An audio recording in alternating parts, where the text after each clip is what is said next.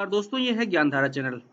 आज हम लोग एक नया प्रश्न पत्र लेते हैं और उसमें भूगोल से संबंधित पूछे गए बहुविकल्पीय प्रश्नों को सॉल्व करते हैं। तो ये जो प्रश्न पत्र है, ये है आपका school lecturer college education Rajasthan public service commission के द्वारा आयोजित की गई परीक्षा का है, जिसमें कुल 150 प्रश्न हैं जो कि भूगोल से संबंधित हैं। इस प्रश्न पत्र में नेगेटिव मार्किंग भी है। तो आइए हम लोग पहले पार्ट में कुल 50 प्रश्नों को सॉल्व करते हैं और उसके बाद नेक्स्ट दो दो वीडियो होंगे, उसमें 50-50 करके प्रश्नों को सॉल्व करेंगे। तो ये जो आपका प्रश्न पत्र है, इसका एग्जाम जो हुआ था वो 16 अक्टूबर 2022 को हुआ था और इसकी आंसर की जो अपलोड की गई थी वो 23 दिसंबर 2022 को की गई थी। आइए हम लोग देख लेते हैं किस प्रकार के प्रश्न पूछे गए हैं। ये जो प्रश्न हैं वो आपके आगामी परीक्षाओं के लिए महत्वपूर्ण हो सकते हैं, जैसे उत्तर प्रदेश लोक सेवा आयोग द्वारा आयोजित की गई विभिन्न प्रतियोगी परीक्षाएं, लेक्चरर से संबंधित, असिस्टेंट प्रोफेसर से संबंधित, यूजीसी नेट से संबंधित एवं अन्य प्रतियोगी परीक्षाओं में काम आ सकते हैं। तो जो पहला प्रश्न पूछा गया है कि पैकेज प्रोग्राम का पहला पायलट प्रोजेक्ट शुरू किया गया था। The first pilot project of the package programme was launched in. Options दिए हुए हैं 7 जिले एवं 9 राज्यों में, 7 जिले 7 राज्यों में, 12 जिले 7 राज्यों में, 7 जिले 5 राज्यों में। तो आपका जो सही विकल्प है, आप बताइए कौन सा हो सकता है। तो आपका जो सही विकल्प है वो है आपका 7 जिले एवं 7 राज्यों में। अब आप इनको ढूंढिए कि वो कौन से 7 जिले थे और कौन से 7 राज्य जहां पर पहला पायलट प्रोजेक्ट रन किया गया। अगला प्रश्न पूछा गया है कि माइक्रोसॉफ्ट वर्ड एक उदाहरण है। Microsoft word is a example of. Option दिए हार्डवेयर, डीबीएम, एप्लीकेशन सॉफ्टवेयर एवं सिस्टम सॉफ्टवेयर। तो आपका जो सही विकल्प है वो कौन सा हो जाएगा, यह है एक एप्लीकेशन सॉफ्टवेयर। अगला प्रश्न पूछा गया कि कोपेन जलवायु वर्गीकरण के अनुसार राजस्थान के कौन से जिले AW प्रकार की जलवायु में सम्मिलित हैं।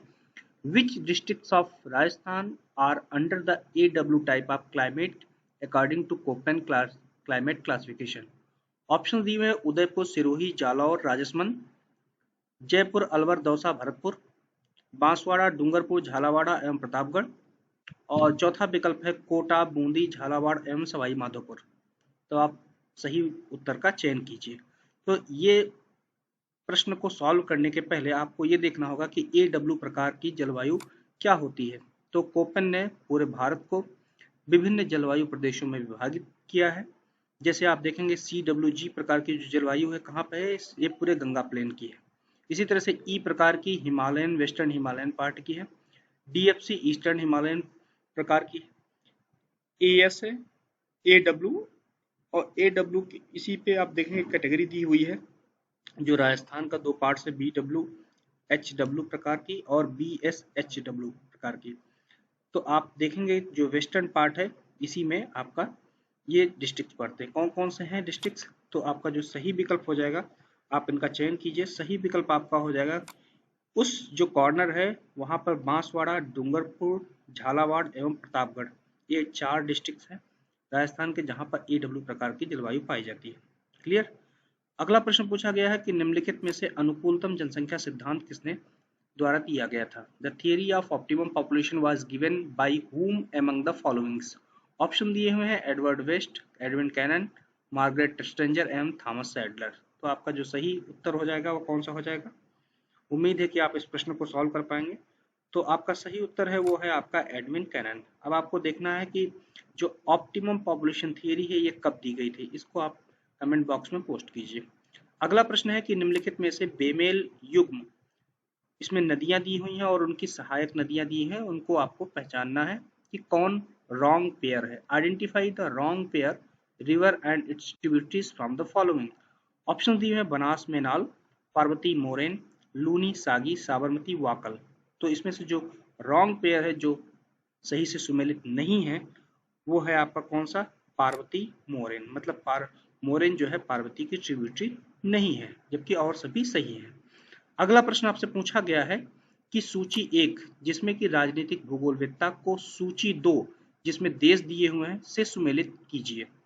अयम कूट का प्रयोग कर सही उत्तर का चयन कीजिए। मैच लिस्ट 1 जिसमें दिया हुआ political geographers with list to their respective countries and select the correct answer using codes. तो एक तरफ दिया हुआ है आपका एनजे स्पाइकमैन, तो आपको सबसे पहले यही चयन करना है कि स्पाइकमैन कहाँ के थे, रुडोल्फ जेलेन, इसके अलावा मैकेंडर एंड ओएच के स्पेट। तो आप सबसे पहले यही चयन कीजिए कि स्पाइकमैन कहाँ के थे। ऑप्शंस में आप 4 दिए हुए हैं, संयुक्त राज्य America, Sweden, Britain and Australia. तो आपका जो सही उत्तर हो जाएगा कौन सा हो जाएगा, तो आपका जो स्पाइकमैन है कहाँ के हैं बताइएगा। जो स्पाइकमैन है आपके संयुक्त राज्य अमेरिका के। क्लियर। इसी तरह से जो रुडोल्फ जेलन है ये आपके हैं स्वीडन के, एच मैकेंडर जो है ये ब्रिटेन के हैं, और ओ एच के स्पेट आपके कहाँ के हैं, ऑस्ट्रेलिया के। क्लियर। तो आपका जो सही विकल्प हो जाएगा वो कौन सा हो जाएगा, A B C D. Clear. अगला प्रश्न पूछा गया है कि शिक्षण प्रतिमान का कौन सा तत्व शिक्षक एवं शिक्षार्थी के अंतःक्रिया से संबंधित है। Which element of teaching model is related with the interaction between teacher and learner. Option दिए हुए हैं संरचना, सामाजिक प्रणाली, लक्ष्य, मूल्यांकन प्रणाली, means syntax, social system, focus and evaluation system. तो आपका सही उत्तर कौन सा हो जाएगा बताइए। तो आपका जो सही उत्तर है वो है आपका सामाजिक प्रणाली। अगला प्रश्न पूछा गया है कि चित्र रेखा पुंज रास्टर मॉडल के संदर्भ में निम्नलिखित में से कौन सा कथन सही नहीं है। Which one of the following statement is not correct with respect to raster model. Option दिए हुए हैं सरल आंकड़ा संरचना, सिंपल डेटा स्ट्रक्चर, परिपथ जाल विश्लेषण के लिए दक्ष, इफिशिएंट फॉर नेटवर्क एनालिसिस, स्वयं की प्रोग्रामिंग हेतु सरल, सिंपल फॉर ओन प्रोग्रामिंग, उच्च स्थानिक विचरणशीलता का दक्ष प्रतिनिधित्व, हाई स्पेशियल वेरिएबिलिटी इनएफिशिएंटली रिप्रेजेंटेड। अब आप बताइए कि इसमें से कौन सा है जो कि रास्टर डेटा मॉडल के संदर्भ में सही नहीं है। तो आपका कौन सा सही नहीं है वो है आपका ये बी नंबर, मीन्स 2 नंबर, मीन्स परिपथ जाल विश्लेषण के लिए दक्ष, means efficient for the network analysis. अगला प्रश्न आपका जो पूछा गया है वो आपका पूछा गया है कि बताइए कि निम्नलिखित गौड़ प्लेटों का उत्तर से दक्षिण का सही अवस्थितिकी क्रम क्या है। What is the correct north to south locational sequence of following minor plates. Option दिए हैं Nazca, Juan de Fuca, Cocos and Scotia. आपके कूट दिए हुए हैं, कूट क्या दिए हुए हैं, A B C D, B A C D C, B C A D and C B A D. तो आप सही पहले उत्तर लगाइए। तो इसके लिए आपको सबसे पहले आपको पता होना चाहिए कि इनकी लोकेशन कहाँ पे है। तो उत्तर से दक्षिण कहा गया है। तो आइए देख लेते हैं कि प्लेटों का सीक्वेंस क्या है। ये देखिए आप पूरे विश्व में प्रमुख प्लेटों एवं गौड़ प्लेटों का विश्व वितरण दिया हुआ है। तो आप पहले इनमें से विकल्प देख लीजिए कि कौन सा है। तो हम देख लेते हैं पहला विकल्प आपका कौन सा है, नाजका, कोकोस, जुआन डी फुका, ये 3 पहले आप मैच कर लीजिएगा। तो आप देख लीजिए कोकोस की लोकेशन यहाँ पे है, समझ गए, नाजका यहाँ पे है, Juan de Fuca western part of the North America plate है। Clear. So Juan de Fuca is this one, Cocos and Nazca plate. Clear. तो आपसे जो पूछा गया है, आपको पूछा गया है कि उत्तर से दक्षिण लगाना है। एंड स्कोटिया, स्कोटिया भी आपको देख लिख के रखना है कि कौन सा है। क्लियर। तो सबसे नॉर्थ में कौन सी हो गई, सबसे नॉर्थ में है जुआन डी फुका, सबसे नॉर्थ में देखिएगा जुआन डी फुका। क्लियर। उसके बाद आपका दूसरी कौन सी है, वो है कोकोस, तीसरे नंबर पे कौन है, नाजका, और चौथे नंबर पे कौन है, स्कोटिया। क्लियर। तो अब अगर आप ध्यान से देखेंगे तो आपका जो सही उत्तर हो जाएगा वो हो जाएगा B C A D. Clear. अगला प्रश्न पूछा गया है कि विषुवत रेखा के ऊपर क्षोभ सीमा में हवा का तापमान लगभग -60 डिग्री सेंटीग्रेड से ध्रुव के ऊपर लगभग डैश डैश डैश होता है। The air temperature at the tropopause is about -80 degree centigrade over the equator and about minus dash dash dash dash over the poles। Option दिए हुए हैं 45 degree centigrade, 30 degree centigrade, 100 degree centigrade, 75 degree. तो आप इसको अगर ध्यान से देखें तो सबसे पहले आपको ये समझना होगा कि कितना डिग्री सेंटीग्रेड टेम्परेचर गिर जाता है ओवर द पोल्स। तो आप यहाँ से देख लीजिएगा temperature distribution within the different layers of the atmosphere, you can see this one, Clear। तो आपका जो सही उत्तर हो जाएगा कौन सा हो जाएगा? तो आपका सही उत्तर है 45 degree centigrade. Clear? -45 degree centigrade ध्रुव के ऊपर क्षोभ सीमा पर तापमान होता है, जबकि विषुवत रेखा पर जो तापमान होता है -80 डिग्री सेंटीग्रेड होता है। अगला प्रश्न पूछा गया कि निम्नलिखित में से कौन सा प्रवाल भित्ति का एक प्रकार नहीं है? Which is not a type of reefs from the following. Option दिए हैं तटीय प्रवाल भित्ति मीन्स फ्रिंगिंग रीफ्स, कटक प्रवाल भित्ति, रिच रीफ, अवरोधक प्रवाल भित्ति, बैरियर रीफ एंड प्रवाल द्वीप वलय या एटॉल्स। तो आपका जो सही उत्तर हो जाएगा कौन सा है? वो है आपका 2 नंबर, कटक प्रवाल भित्ति प्रवाल भित्ति का एक प्रकार नहीं है। अगला प्रश्न पूछा गया चलवासी पशुचारण की प्रमुख विशेषताएं हैं। The chief characteristics of nomadic herdings are. Option दिए हुए हैं चलवासियों एवं पशुओं के गमनागमन का मौसमी प्रारूप, seasonal pattern of movement by the nomads and their animal. Second आपका दिया हुआ है ट्रांस ह्यूमंस। थर्ड दिया हुआ है स्थायी चरावाहों की में पशुपालन, live stock wrenching in permanent trenches. And last one जो दिया हुआ है पशुओं को विक्रय करने हेतु पाला जाता है, the animal are raised for the sale. अब आपका क्या है कोड दिया हुआ है, इन कोड के थ्रू आपको क्या करना है पहचानना है कि कौन सा विशेषता आपकी जो है चलवासी पशुचारण की है। तो आप बताइए कि कौन सी चलवासी पशुचारण की विशेषताएं हैं। तो आपका जो चलवासी जो विशेषताएं हैं इनमें से आपका एक तो ये है कि चलवासियों एवं पशुओं के गमनागमन का मौसमी प्रभाव प्रभाव मिलता है वहां पर। दूसरा है ट्रांसह्यूमंस ये होते हैं। तो आपका जो ए और बी जो दिया हुआ है स्टेटमेंट ये सही है। किसके संदर्भ में? नोमैडिक हर्डिंग्स के संदर्भ में, मींस ए और बी ओनली सही है। क्लियर? अब हम लोग देखते हैं अगला प्रश्न पूछा गया है कि कोहलबर्ग के सिद्धांत में किस स्तर पर नैतिक विकास बाह्य मानकों पर आधारित नहीं होकर आंतरीकरण पर आधारित होता है। In Kohlberg's theory at which level moral development is internalised and not based on the external standards. Option दिए हुए हैं पूर्व रूढ़िगत स्तर, प्री कन्वेंशनल लेवल, रूढ़िगत स्तर, कन्वेंशनल लेवल, पश्च रूढ़िगत स्तर, post conventional level and interpersonal level means अंतरवैयक्तिक स्तर। तो आपका जो सही उत्तर हो जाएगा कौन सा हो जाएगा आप बताइए। तो आपका सही उत्तर है वो है आपका पश्च रूढ़िगत स्तर मींस पोस्ट कन्वेंशनल लेवल। अगला प्रश्न पूछा गया कि सूची 1 को सूची 2 से सम्मिलित कीजिए तथा नीचे दिए गए कोड की सहायता से सही उत्तर का चयन कीजिए। Match list 1 with list 2 and select the correct answer from the code given below. एक तरफ सूची में जो दिए हुए लेखक दिए हुए मींस ऑथर्स दिए तथा उनकी दूसरी सूची में उनके द्वारा लिखी गई किताबें या उनके कार्य दिए हुए हैं। तो एक तरफ हम्बोल्ट, रिटर, हार्टसोन, हंटिंगटन दिए हुए तथा दूसरी तरफ उनकी पुस्तक या उनके कार्य दिए हुए हैं means civilisation of climate, exceptionalism in geography, cosmos and die Erdkunde. तो आप देखिए हमबोल्ट ने कौन सी किताब लिखी तो आप सबको मालूम है कि कॉस्मोस लिखा था। रिटर्ड ने कौन सी किताब लिखी थी वो भी आपको मालूम है। हार्टसोन ने कौन सी लिखी थी, हंटिंगटन। तो ये सब चीजें आपको मालूम है तो आप इनको क्या करेंगे इनको सीक्वेंस से लगा देंगे। तो 14 नंबर प्रश्न आप इनको सही से सीक्वेंस में लगाइएगा। तो आप लगा दीजिए ठीक है। कम हमबोल्ट का आपका हो गया कॉस्मोस मींस तीसरा नंबर। क्लियर?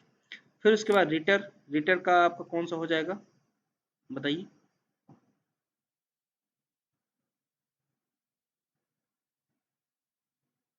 रिटर का हो जाएगा आपका डाई अर्डकुंडे। हार्टसोन हार्टसोन का हो जाएगा एक्सेप्शनलिज्म इन ज्योग्राफी। री रिकग्नाइज्ड, री एग्जामिन्ड एंड लास्ट वन हो गया हंटिंगटन। हंटिंगटन ने कौन सी किताब लिखी, सिविलाइजेशन एंड क्लाइमेट। तो आपका जो सही विकल्प हो जाएगा वो हो जाएगा आपका चौथा नंबर। क्लियर?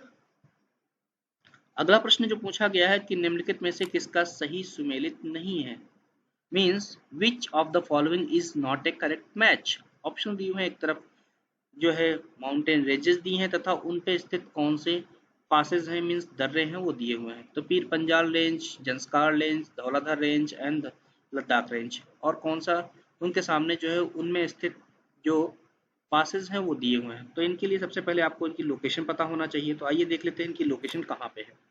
तो अगर आप ध्यान से देखें तो ये आप ध्यान से देखिएगा कि प्रमुख जो पर्वतीय दर्रे हैं या माउंटेन पासेस हैं इंडिया के उनकी लोकेशन दी हुई है और इनको आप आसानी से समझ सकते हैं। ठीक है। तो आइए हम लोग देख लेते हैं कि इनमें से आपका कौन सा सही हो जाएगा, कौन सा सही सुमेलित नहीं है। तो आपका जो सही सुमेलित नहीं वो धौलाधर रेंज शिवकिला दर्रा, क्लियर, ये आपका सही सुमेलित नहीं है। जबकि जंस्कार श्रेणी पे कोटुला है, पीर पंजाल बनिहाल है, लद्दाख में खारदुंगला दर्रा है। अगला प्रश्न पूछा गया, यदि कुछ आंकड़ों का माध्य एवं बहुलक क्रमशः 4 और 10 है तो इसकी माध्यिका होगी। If the mean and mode of some data are 4 and 10 respectively, its median will be. Option दिए हुए हैं 7, 14, 6 and 3.33। तो इसके लिए सबसे पहले आपको फार्मूला पता होना चाहिए। तो फार्मूला आपका क्या है, फार्मूला ये दिया हुआ कि mode equal to 3 median minus 2 mean, मतलब बहुलक बराबर होता है 3 माध्यिका माइनस 2 माध्यिके। या फिर इसके ऊपर वाला फॉर्मूला आप देख सकते हैं, mean minus mode equal to 3 bracket mean minus median. तो आप इसमें वैल्यूज पुट कर दीजिए, आपका सही आंसर आ जाएगा। तो अगर आप सही वैल्यूज रखेंगे तो आपका जो सही उत्तर हो जाएगा वो हो जाएगा 6, क्लियर। अगला प्रश्न पूछा गया कि भारत का सबसे बाढ़ प्रवण राज्य है। The most flood prone state of India is. Option दिए हैं पश्चिमी बंगाल, उड़ीसा, बिहार एवं असम। तो आपका जो सही उत्तर हो जाएगा कौन सा है, वो है आपका बिहार, क्लियर। अब इसको जानने के लिए पहले आपको ये देखना होगा कि पूरे हिंदुस्तान में बाढ़ कहाँ कहाँ पर होती है। तो आप देखिए कि ये कौन बाढ़ जो ग्रसित जो इलाके हैं वो दिए हुए हैं, और इनको आप देखें तो ये रेड वन जो पार्ट दिया हुआ है, mostly in Ganga plains and coastal belts, eastern coastal belts and some parts of western coastal belts are prone to flood. Okay. अगला प्रश्न पूछा गया है आपसे कि एक विस्तृत केटिल में अवसाद निर्मित छोटे जमावों को कहते हैं। The low mounts developed in an extensive kettle are called as. Option दिए हैं kame, drumlin, hummock and esker. तो आपका जो सही उत्तर हो जाएगा वो हो जाएगा कौन सा आपका, वो है हमक। अगला प्रश्न पूछा गया है कि निम्नलिखित में से किस पवन स्थलाकृति को ए होम्स ने कॉक्सकॉम नाम दिया। Which of the following wind landform have been called as a coxcomb by A. Holmes means Arthur Holmes। Option दिए हैं इंसलबर्ग, छत्रकशिला, ज्यूगेन एंड यार्डंग। तो आपका जो सही विकल्प हो जाएगा कौन सा है, वो है आपका यार्डंग। अगला प्रश्न पूछा गया कि निम्नलिखित में से चावल की 3 फसलें अमन, औस और बोरो उगाने वाला राज्य समूह है। Which of the following is the state group growing the 3 crops of rice aman, aus and boro. Option दिए हुए हैं पंजाब हरियाणा, पश्चिम बंगाल पंजाब, पश्चिम बंगाल असम, केरल एवं तमिलनाडु। तो आपका जो सही विकल्प हो जाएगा कौन सा हो जाएगा, वो है पश्चिम बंगाल एवं असम। अगला प्रश्न पूछा गया है कि निम्नलिखित में से किसे भूगोल में मानवीय उपागम को स्थापित करने का श्रेय प्राप्त है। Who among the following is credited with establishing a humanistic approach in geography? Option दिए हैं Yi Fu Tuan, Brian J L Berry, Lucien Gallois, Philip Pinchemel. तो आपका जो सही आंसर है ये सभी को मालूम होगा, यी फी तुआन है। अगला प्रश्न पूछा गया है कि दक्षिणी गोलार्ध में व्यापारिक पवनों की दिशा रहती है। What is the direction of trade wind in the southern hemisphere. Option दिए दक्षिण पूर्व से उत्तर पश्चिम, south east to north west, दक्षिण पश्चिम से उत्तर पूर्व, south west to north east, उत्तर पश्चिम से दक्षिण पूर्व, north west to south east, उत्तर पूर्व से दक्षिण पश्चिम, north east to south west. तो आपका ये सही उत्तर हो जाएगा। आप बताइए, अगर आप इसको देखें, ये मैं आपको एक ग्राफ दिखा रहा हूँ, ये आप देख लीजिए, आसानी से आपको समझ में आ जाएगा। ये सेल्स दी हुई हैं और ट्रेड विंड्स की डायरेक्शंस दी हुई हैं, तो आपको क्लियर हो जाएगा कि किस डायरेक्शन में। तो आप देखेंगे कि south east to north west इनकी डायरेक्शन है, क्लियर। तो south east to north west. तो आपका जो सही उत्तर हो जाएगा कौन सा हो जाएगा, पहला नंबर। अगला प्रश्न पूछा गया है कि द्वार स्थलाकृति के लिए निम्न प्रसिद्ध क्षेत्र है। The area famous for its द्वार फॉर्मेशन इज। ऑप्शन दिए हैं कश्मीर हिमालय, हिमाचल उत्तराखंड हिमालय, सिक्किम हिमालय और पार हिमालय। तो आपका जो सही उत्तर हो जाएगा वो है आपका सिक्किम हिमालय। ज्यादातर सिक्किम हिमालय और जो आपका पश्चिमी बंगाल पार्ट है वहां पे हो। अगला प्रश्न पूछा गया कि निम्नलिखित में से कौन सी किशोरावस्था में सामाजिक विकास की विशेषता नहीं है। Which of the following is not characteristics of social development in adolescents. Option दिए हुए हैं बढ़ा हुआ संघीय प्रभाव, इंक्रीज्ड पीयर इन्फ्लुएंस, विपरीत लिंग की ओर आकर्षण, attraction towards the opposite sex, अभिरुचि विस्तारण, एक्सटेंशन ऑफ इंटरेस्ट, सामाजिक क्रियाकलाप में कमी, सोशल एक्टिविटीज डिक्लाइन। तो आपका जो सही है बताइए कौन सा आपका सही है। तो आपका जो सही विकल्प है वो है सामाजिक क्रियाकलाप में कमी। अगला प्रश्न आपसे पूछा गया है कि निम्नलिखित में से किसे उपवन नगर आंदोलन के शुरुआत का श्रेय दिया जाता है? Who among the following is credited for the start of garden city movement? Option दिए हैं हावर्ड, गैलियन, हडसन एवं क्लार्क। ये तो आपको कई बार प्रश्न पूछा जा चुका है, तो आपका सही उत्तर है ई हावर्ड। अगला प्रश्न पूछा गया है कि शिक्षण अधिगम सामग्री के ई संसाधनों से संबंधित समूह का चयन करें। Select the group related to e resources of teaching learning materials. Option दिए blog, Twitter, YouTube, Facebook. Blog, globe, YouTube, Facebook. Globe, projector, YouTube, Facebook. YouTube, Facebook, blog and globe. तो आपका जो सही उत्तर हो जाएगा कौन सा हो जाएगा? वो है आपका blog, Twitter, YouTube and Facebook. अगला प्रश्न पूछा गया कि चंद्रमा की निम्नलिखित में से कौन सी प्रवस्थाओं में लघु ज्वार आएगा? In which of the following phases of moon the neap tide will occur? Option दिए हैं गिब्बस, कुबड़ा, वर्धमान, प्रथम चतुर्थांश एवं तृतीय चतुर्थांश, और उसके कूट दिए हुए हैं, कोट्स दिए हुए हैं। क्लियर? तो gibbous, crescent, first quarter and third quarter. A B C D दिया है, ए सी डी दिया है, सी डी दिया है और आपका ए बी दिया हो। तो आपका सही विकल्प कौन सा सही हो जाएगा आप बताइएगा। तो आपका जो सही विकल्प है वो है आपका सी और डी, मीन्स प्रथम चतुर्थांश एवं तृतीय चतुर्थांश में लघु ज्वार आएगा। तो आइए सबसे पहले हम चंद्रमा की जो कलाएं हैं उनको देख लेते हैं। आप देख लीजिए, third quarter, first quarter, and these are the phases of moons, new moon condition and full moon condition. You can find out these things. Okay, तो आप इन चंद को देख सकते हैं और इनको आप याद कर लीजिएगा। क्लियर? नेक्स्ट आपसे पूछा गया है कि निम्नलिखित में से कौन सा सहकारी अधिगम का लाभ है? Which of the following is A benefit of cooperative learning? Option दिए धारणा में कमी, डिक्रीज्ड रिटेंशन, अधिक सामाजिक प्रोत्साहन, ग्रेटर सोशल सपोर्ट, निम्न उपलब्धि, लो अचीवमेंट, निम्न आत्मसम्मान, लो सेल्फ इस्टीम। तो आप बताइए सहकारी अधिगम का कौन सा लाभ हो सकता है? तो आपका जो सही विकल्प है वो कौन सा है? अधिक सामाजिक प्रोत्साहन। अगला प्रश्न पूछा गया है कि वान थ्यूनेन की कृषि स्थानीयकरण सिद्धांत के संदर्भ में निम्न में से कौन सा या से युग्म सही सुमेलित हैं? Which pair are correctly matched in the context of von Thunen's agricultural location theory? Zone 1 या पेटी 1 फल सब्जी दूध, पेटी 2 वन एवं जलाऊ लकड़ी, पेटी 3 तीन खेत व्यवस्था, पेटी 6 टिकाऊ खाद्यान्न फसल गेहूं एवं राई। तो आपसे पूछा गया है कि नीचे दिए गए कोड का उपयोग करके सही उत्तर का चयन कीजिए।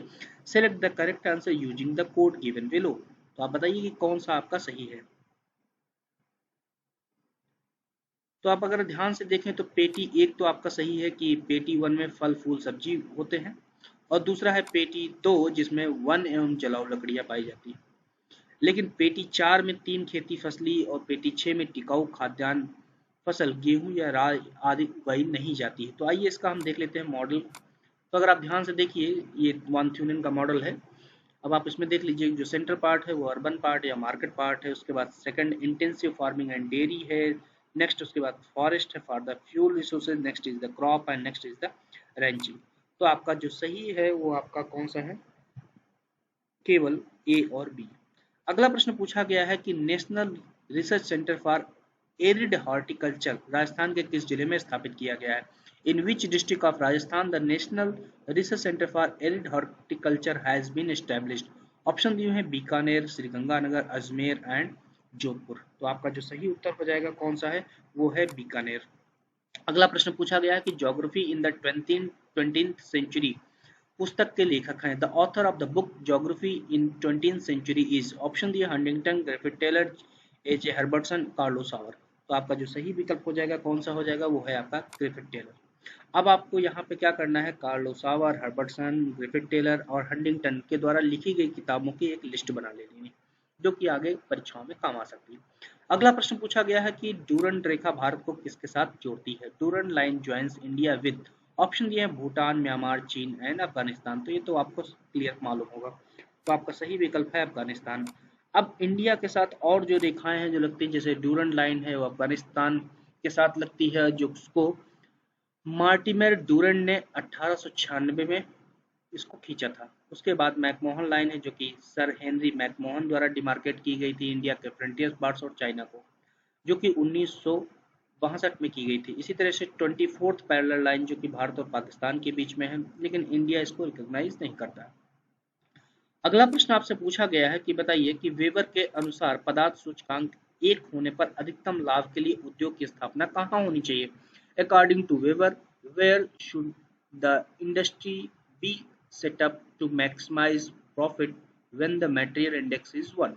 ऑप्शन डी में कच्चा माल के स्रोत पर, at the source of raw material, बाजार में, इन द मार्केट, दोनों के मध्य, बिटवीन द टू, एंड कहीं भी बाजार से दूर, anywhere away from the market. तो आप बताइए कि तो सबसे पहले आपको जानना होगा what is the material index. तो आप देखिए material index is equal to weight of local material input and weight of final product, means कच्चा माल और उसके द्वारा प्रसंस्कृत जो फाइनल जो प्रोडक्ट है उसका एक अनुपात होता है। तो if the material index is greater than 1, एक से अधिक है, तो जो इंडस्ट्री है वो कहाँ पर होगी? मटेरियल ओरिएंटेड होगी। अगर एमआई का जो मींस मटेरियल इंडेक्स का अगर वैल्यू 1 से कम है तो मार्केट ओरिएंटेड होगी। इसी तरह से अगर इक्वल टू 1 है तो क्या होगा? बिटवीन मार्केट या मटेरियल कहीं भी हो सकती है। ठीक है। और आपसे प्रश्न क्या पूछा गया है कि अगर एक से अधिक हो, तो एक से अधिक होने मतलब क्या है? कच्चे माल के स्रोत के पास होगा। क्लियर है, ये तो कोई इसमें पूछना ही नहीं है कि दोनों के मध्य होगा। तो आपसे पहले ध्यान से देख लीजिए, प्रश्न पढ़ लीजिए कि पदार्थ सूचकांक 1 होने पर अधिकतम लाभ उद्योग को कहाँ होगा। तो आप देख लीजिए कहाँ पे हो सकता है, तो डिपेंड करता है मटेरियल पे। तो आपका जो सही विकल्प है वो होगा क्या? वो है आपका दोनों के मध्य। अगर पदार्थ सूचकांक 1 से अधिक होता तो कच्चे माल के पास होता है, लेकिन यहाँ पे क्या है, एक ही है तो दोनों के मध्य हो सकता है। अगला प्रश्न है भारतीय मानसून के संबंध में निम्नलिखित में से कौन सा सही नहीं है? Which one of the following is not correct about the Indian monsoon? Option A भारतीय मानसून एक ग्रही पवन है, Indian monsoon is a planetary wind. दूसरा, भारतीय उपमहाद्वीप में हर 6 माह में हवाओं का क्रम पूर्णतः उलट जाता है, there is a complete reversal of winds after every 6 months in Indian subcontinent। Tibet का पठार मानसून के आगमन को प्रभावित करता है। The plateau of Tibet influences the arrival of monsoon. Monex का संबंध भारतीय मानसून के अनुसंधान अभियान से है। Monex is related with the research expedition of Indian monsoon. तो आपका जो सही उत्तर हो जाएगा कौन सा हो जाएगा? तो आपका सही उत्तर है वो है कि भारतीय मानसून एक ग्रही पवन है। तो ग्रही पवन ना होगा कि it is a seasonal wind. Okay, तो आपका यही कथन है जो कि भारतीय मानसून के संबंध में सही नहीं है। अगला प्रश्न पूछा गया है कि संदूर हास्पेट क्षेत्र लौह एज खनिज के लिए प्रसिद्ध है, यह कर्नाटक के किस जिले में स्थित है? The Sandur Hospet area is famous for iron और mineral. It is located in which district of the Karnataka? Option A Tumkur, Shimoga, Bellary and Dharwad. तो आपका जो सही उत्तर हो जाएगा कौन सा है? वो है आपका बेल्लारी डिस्ट्रिक्ट में स्थित है। अगला प्रश्न पूछा गया है कि मिश्रित कृषि से संबंधित बिंदुओं को नीचे दिए गए कोड की सहायता से सही उत्तर का चयन कीजिए। From given points related to mix farming select the correct answer from the code given below. पहला है कि अधिकांशता विश्व के सर्वाधिक विकसित देशों में की जाती है, largely practised in highly developed parts of the world.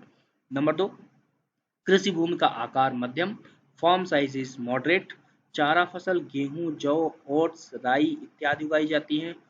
Fodder crops wheat, barley, oats, rye etcetera are grown. अधिक मशीनरी पर कम पूंजी निवेश, low capital investment on farm machinery. अब आपके कूट दिए हुए कोड दिए हुए हैं, केवल BC, ABC, CD या सभी। तो आप देखिए कि मिश्रित खेती की जो प्रमुख विशेषताएं हैं क्या हो सकती हैं। तो आप देखेंगे तो जो पहला, दूसरा और तीसरा ये तीनों पार्ट जो है, तीनों भाग, ये क्या है? मिश्रित कृषि से संबंधित है। मीन्स अधिकांश विश्व के सर्वाधिक विकसित देशों में की जाती है। कृषि भूमि का आकार मध्यम होता है, चारा फसल गेहूं, जौ, ओट्स, राई इत्यादि उगाई जाती है। तो आपका जो सही उत्तर हो जाएगा कौन सा हो जाएगा? वो हो जाएगा ABC, मीन्स कोड नंबर 2। अगला प्रश्न पूछा गया है कि क्षेत्र एकरूपता सिद्धांत विचार क्षेत्र श्रृंखला का सही अनुक्रमण कौन सा है? Which is the correct sequence of idea area chain of the unified field theory? Option दिए राजनीतिक विचार, गति क्षेत्र, निर्णय, राजनीतिक क्षेत्र। Political idea, movement, decision and political area.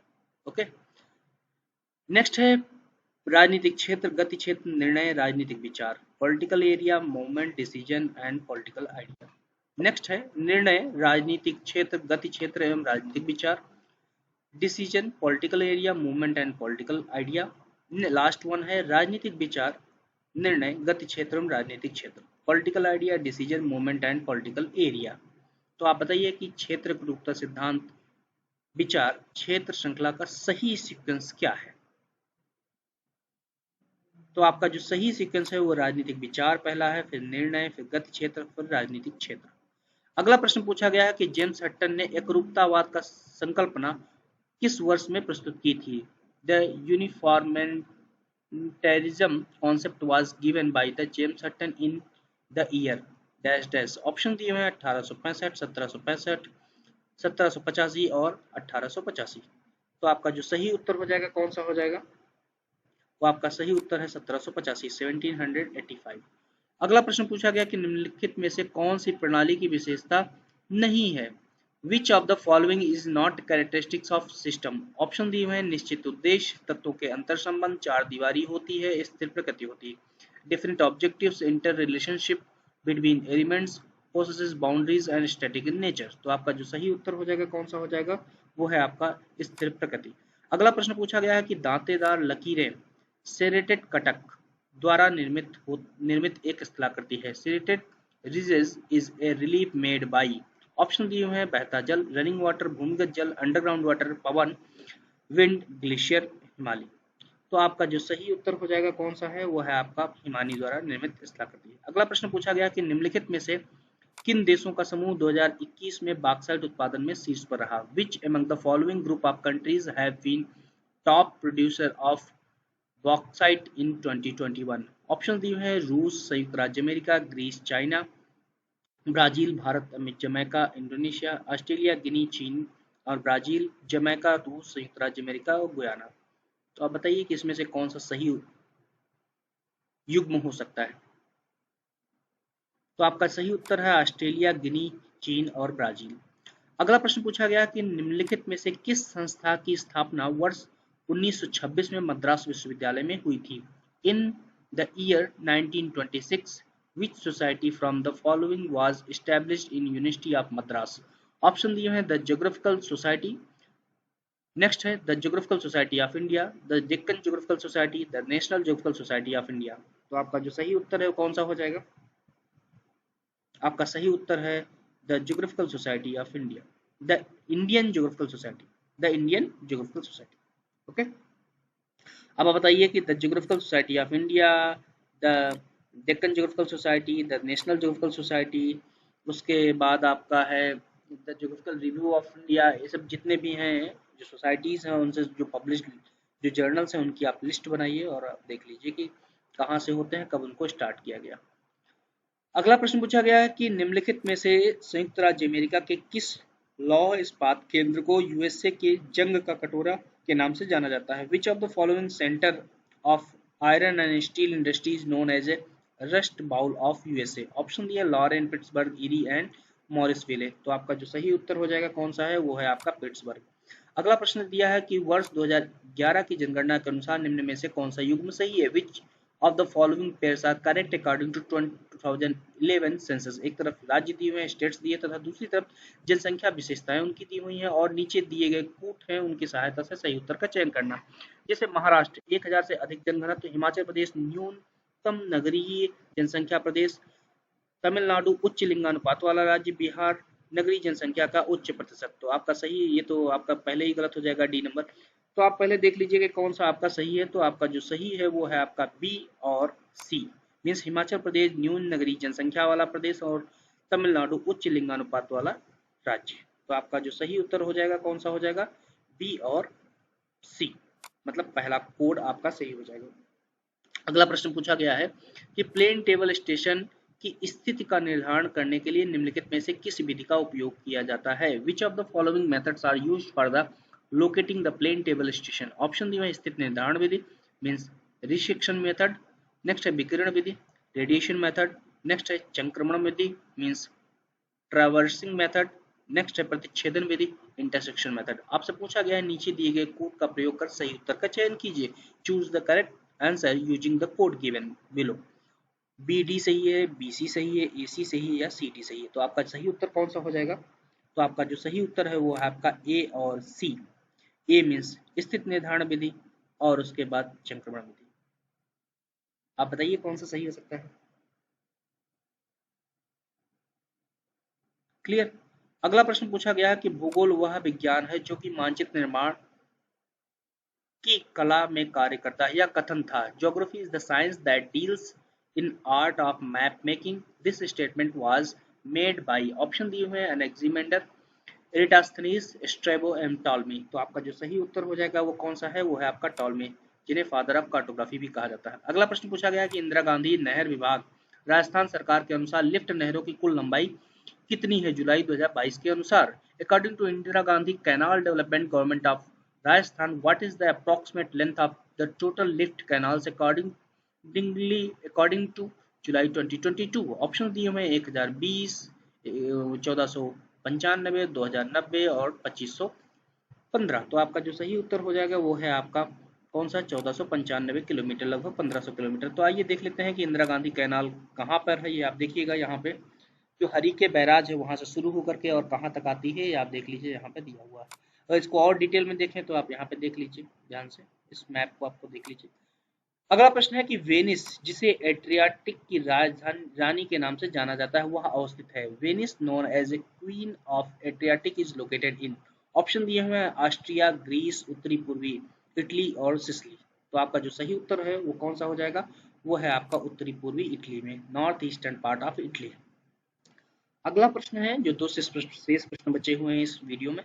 अगला प्रश्न पूछा गया मानव विकास सूचकांक 2020 के अनुसार निम्नलिखित में से कौन से देश शीर्ष 10 देशों में सम्मिलित नहीं है? According to human development index 2020 which of the following countries not included in the top 10 countries? Option दिए हुए हैं Iceland, Denmark, Sweden and Finland.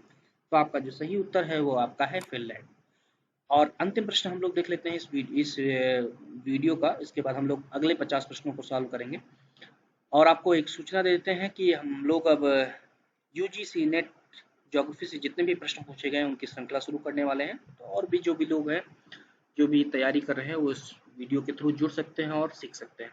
अगला प्रश्न है कि सकारात्मक पुनर्बलन मीन्स पॉजिटिव री। एक नंबर दिया है वांछनीय व्यवहार बढ़ाता है, इंक्रीज डिजायरेबल बिहेवियर, वांछनीय व्यवहार कम करता है, डिक्रीज डिजायरेबल बिहेवियर, अवांछनीय व्यवहार कम करता है, डिक्रीजेस द अनडिजायरेबल बिहेवियर। सही विकल्प चुनना है, केवल ए सही है, केवल बी सही, केवल सी सही या बी और सी दोनों सही है। तो आप बताइए कि कौन सा आपका सही होगा? तो आपका केवल ए सही है, मीन्स सकारात्मक पुनर्बलन मीन्स पॉजिटिव रीइंफोर्समेंट वांछनीय व्यवहार को बढ़ाता है। तो उम्मीद है कि ये 50 प्रश्न आपके लिए काफी महत्वपूर्ण होंगे। अगले हम लोग फिर 51 नंबर प्रश्न से लेकर 100 नंबर प्रश्नों को अगले वीडियो में सॉल्व करेंगे। धन्यवाद। 51 नंबर प्रश्न से तो सूची 1 में सिंचाई पेयजल परियोजना को सूची 2 नदी से सुमेलित कीजिए तथा कूट का प्रयोग कर सही उत्तर का चयन कीजिए। एक तरफ सूची 1 में आप देखिए सिंचाई पेयजल परियोजना दी हुई है तथा दूसरी सूची में किस नदी से संबंधित वो दिया हुआ है। Match list 1 irrigation drinking water project with list 2 river and select the correct answer using the code given below.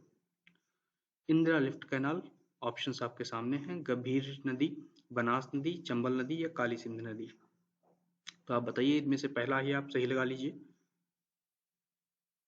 तो आपका जो इंदिरा लिफ्ट परियोजना है ये चंबल नदी से संबंधित है। तो आप यहाँ से ध्यान से देख लीजिए कि जो इंदिरा लिफ्ट परियोजना है ये चंबल नदी से संबंधित है। इसी तरह से नौ नैरा जो बैराज परियोजना है ये आपकी काली सिंध नदी से संबंधित है। अजान जो बांध है ये कहाँ पे स्थित है? ये आपका गंभीर नदी पे है। इसी तरह से ईश रदा जो बांध है वो कहाँ पे स्थित है? वो आपका बनास नदी पे है। तो आपका जो सही विकल्प हो जाएगा वो 3 नंबर हो जाएगा, CDAB। अगला प्रश्न पूछा गया है कि प्लीस्टोसीन युग के दौरान उत्तरी अमेरिका में आए 4 हिमयुगों का सही क्रम क्या था? What was the correct sequence of ice ages that comes to North America during the Pleistocene period? Options दिए हुए हैं कंसास, इलिनॉइस, नेब्रास्कन एंड विस्कॉन्सिन। अगला विकल्प दिया है नेब्रास्कन, कंसास, इलिनॉइस, विस्कॉन्सिन। अगला है विस्कॉन्सिन, कंसान, इलिनॉइस एंड नेब्रास्कन। और अंतिम विकल्प है कंसान, इलिनॉइस, विस्कॉन्सिन एंड नेब्रास्कन। तो आप बताइए सही विकल्प आपका कौन सा सही होगा। तो आपका जो सही विकल्प है वो है आपका पहला जो हिमयुग आया वो नेब्रास्कन, उसके बाद कंसान, इलिनॉइस एवं विस्कॉन्सिन। ये चार आपके सीक्वेंस वाइज। ओके। अगला प्रश्न आपसे पूछा गया है कि कोपेन के जलवायु वर्गीकरण में W शब्द प्रदर्शित करता है। In the Koppen's classification of climates the word W represents. Option दिए हुए हैं शीत शुष्क शीत ऋतु, ड्राई विंटर सीजन, शुष्क ग्रीष्म ऋतु, ड्राई समर सीजन, पतझड़ ऋतु, ऑटम सीजन, मानसून जलवायु, मानसून क्लाइमेट। तो डब्ल्यू किसको रिप्रेजेंट करता है आपको पता होगा, वो रिप्रेजेंट करता है शुष्क शीत ऋतु को, मीन्स ड्राई विंटर सीजन। अगला प्रश्न आपसे पूछा गया है कि एक मानचित्र पर 4 वर्ग सेंटीमीटर 16 वर्ग को दर्शाता है, तो मानचित्र का प्रारंभिक भिन्न होगा। In a given map, 4 square centimeter represents 16 square kilometer. The RF will be a 4 square, you just divide it and convert square kilometer into the centimeter. Then you will be able to calculate the representative fraction. Okay, RF. तो आप इसको solve कर लेंगे। अगर solve करेंगे तो आपका जो सही उत्तर आएगा वो आएगा 1:2 लाख। ओके। अगला प्रश्न पूछा गया है कि संयुक्त राष्ट्र संघ की विश्व जनसंख्या संभावनाएं 2022 के अनुसार विश्व की जनसंख्या 8 अरब पूरा होने का अनुमान है। As per United Nations world population prospect 2022 the world population is expected to reach 8 billion in. Option दिए हैं 2026 में, 2025 में, 2022 में, 2024 में। तो आपका जो सही विकल्प है कौन सा है, आपका सही विकल्प है 2022 में, मतलब हाल ही में पूरा हुआ। अगला प्रश्न पूछा गया है कि जनसंख्या सिद्धांत पर एक निबंध नामक लेख का प्रकाशन 1803 में डैश डैश डैश द्वारा किया गया था। An article an essay on the principle of population was published in 1803 by। Option दिए हुए हैं Thomas Robert Malthus, Thomas Daniel Malthus, William Walter Malthus, William गाडविन Malthus. अब आप बताइए कौन सा विकल्प सही है। तो आपका जो सही विकल्प है वो है थॉमस रॉबर्ट माल्थस। अगला प्रश्न पूछा गया है कि निम्न युग्मों में से कौन सा सही सुमेलित है, कौन से सुमेलित हैं। एक तरफ सीमेंट इकाइयां दी हुई हैं, which of the following pairs are correctly matched in one side, cement units are given and their respective places are given. तो एसीसी लिमिटेड कहाँ पे है, अब आप बताइए खारिया में है कि नहीं है, तो आप सोचिएगा। तो आपका एक खारिया में नहीं है। अगला है अंबुजा सीमेंट राबड़ियावास में है कि नहीं है, तो यह है आपका। अगला प्रश्न है जेके सीमेंट निम्बूहेड़ा, ये आपका सही है, जी हाँ ये भी आपका सही है। अगला है श्रीराम सीमेंट वायर, तो आपका जो सही युग्म है वो केवल बी और सी सुमेलित है, मीन्स अंबुजा सीमेंट और जेके सीमेंट, जो कि क्रमशः राबड़ियावास एवं निम्बूहेड़ा नामक स्थान पर स्थित है। जबकि एसीसी और श्रीराम सीमेंट कहाँ स्थित हैं, इनको आप कमेंट बॉक्स में पोस्ट कीजिए। अगला प्रश्न पूछा गया है कि पार कैनेडियन रेलमार्ग के पूर्वी भाग से पश्चिमी भाग की तरफ यात्रा करने पर नगरों का निम्नलिखित में से कौन सा अनुक्रम सही है। Which one of the following sequence of cities are correct when travelling across the trans Canadian railways from eastern side to the western side. Option है Quebec Ottawa Vancouver Winnipeg, Ottawa Quebec Winnipeg Vancouver, Ottawa Vancouver Winnipeg Quebec, Quebec Ottawa Winnipeg Vancouver. अब बताइए कौन सा आपका विकल्प सही है। तो अगर देखेंगे सबसे पूर्वी भाग पर वो है क्यूबिक, उसके बाद है ओटावा, फिर विनिपेग और वैंकूवर। वैंकूवर सबसे पश्चिमी भाग में, तो आपका यही विकल्प सही हो जाएगा। अगला प्रश्न पूछा गया है डैश डैश डैश में स्थित मृत्यु घाटी ग्राबेन का उदाहरण है। The Death Valley located in dash dash dash is a example of graben. Option दिए हुए हैं दक्षिणी एरिजोना, दक्षिणी कोलोराडो, दक्षिणी कैलिफोर्निया, दक्षिणी Texas. Southern Arizona, southern Colorado, southern California and southern Texas. बताइए आपका कौन सही विकल्प है? तो आपका सही विकल्प है दक्षिणी कैलिफोर्निया, सदर्न कैलिफोर्निया। अगला प्रश्न पूछा गया है नायक पूजा किस अवस्था की विशेषता है? Hero worship is a feature of which stage? Option दिए हैं शैशवावस्था, इनफेंसी, किशोरावस्था, एडोलसेंस, पूर्व बाल्यावस्था, अर्ली चाइल्डहुड, प्रौढ़ावस्था, एडल्टहुड। तो आपका जो सही विकल्प है वो है आपका किशोरावस्था का। अगला प्रश्न पूछा गया है कि गाटुन झील से होकर गुजरने वाली नहर की पहचान कीजिए। Identify the canal passing through the Gatun Lake. Option दिए हुए हैं सुएज नहर, कील नहर, गोटा नहर एंड पनामा नहर। तो सबसे पहले तो आपको यही करना है कि पूरे विश्व में ये नहरें कहाँ हैं उनको आप अंकित कीजिए मानचित्र पर। आपका जो सही विकल्प है वो है आपका पनामा नहर। अगला प्रश्न पूछा गया है ना तो प्रारंभ का कोई चिन्ह है न अंत होने की कोई आशा, निम्नलिखित में से यह संकल्पना किसने दी थी? No vestiges of a beginning, no prospect of an end. Who has given this concept from the following? Option दिए हैं W M Davis, James Hutton, Alexander von Humboldt and Bernhard Varenius. तो आपका जो सही विकल्प है वो है आपका जेम्स हटन। कब दिया था एकरूपतावाद सिद्धांत? 1785। अगला प्रश्न पूछा गया है कि एक क्षेत्र रूपता के सिद्धांत को प्रतिपादित किसने किया था? मीन क्षेत्र एकरूपता। Unified field theory was propounded bye. Option दिए गार्टमैन, एस बी जॉन्स, हार्टसोन एंड इनमें से कोई नहीं। तो आपका जो सही विकल्प है वो है एस बी जॉन्स। अगला प्रश्न पूछा गया है कि विश्व प्रसिद्ध बिकिनी एटॉल डैश डैश का भाग है। The world famous bikini atoll is a part of dash dash dash. Option दिए हैं एल्यूशियन द्वीप समूह, मार्शल द्वीप समूह, न्यू कैलेडोनिया द्वीप समूह एवं वानुआतु द्वीप समूह। तो आपका जो सही उत्तर है वो है आपका मार्शल द्वीप समूह। अगला प्रश्न पूछा गया है जिसमें कथन से संबंधित प्रश्न है।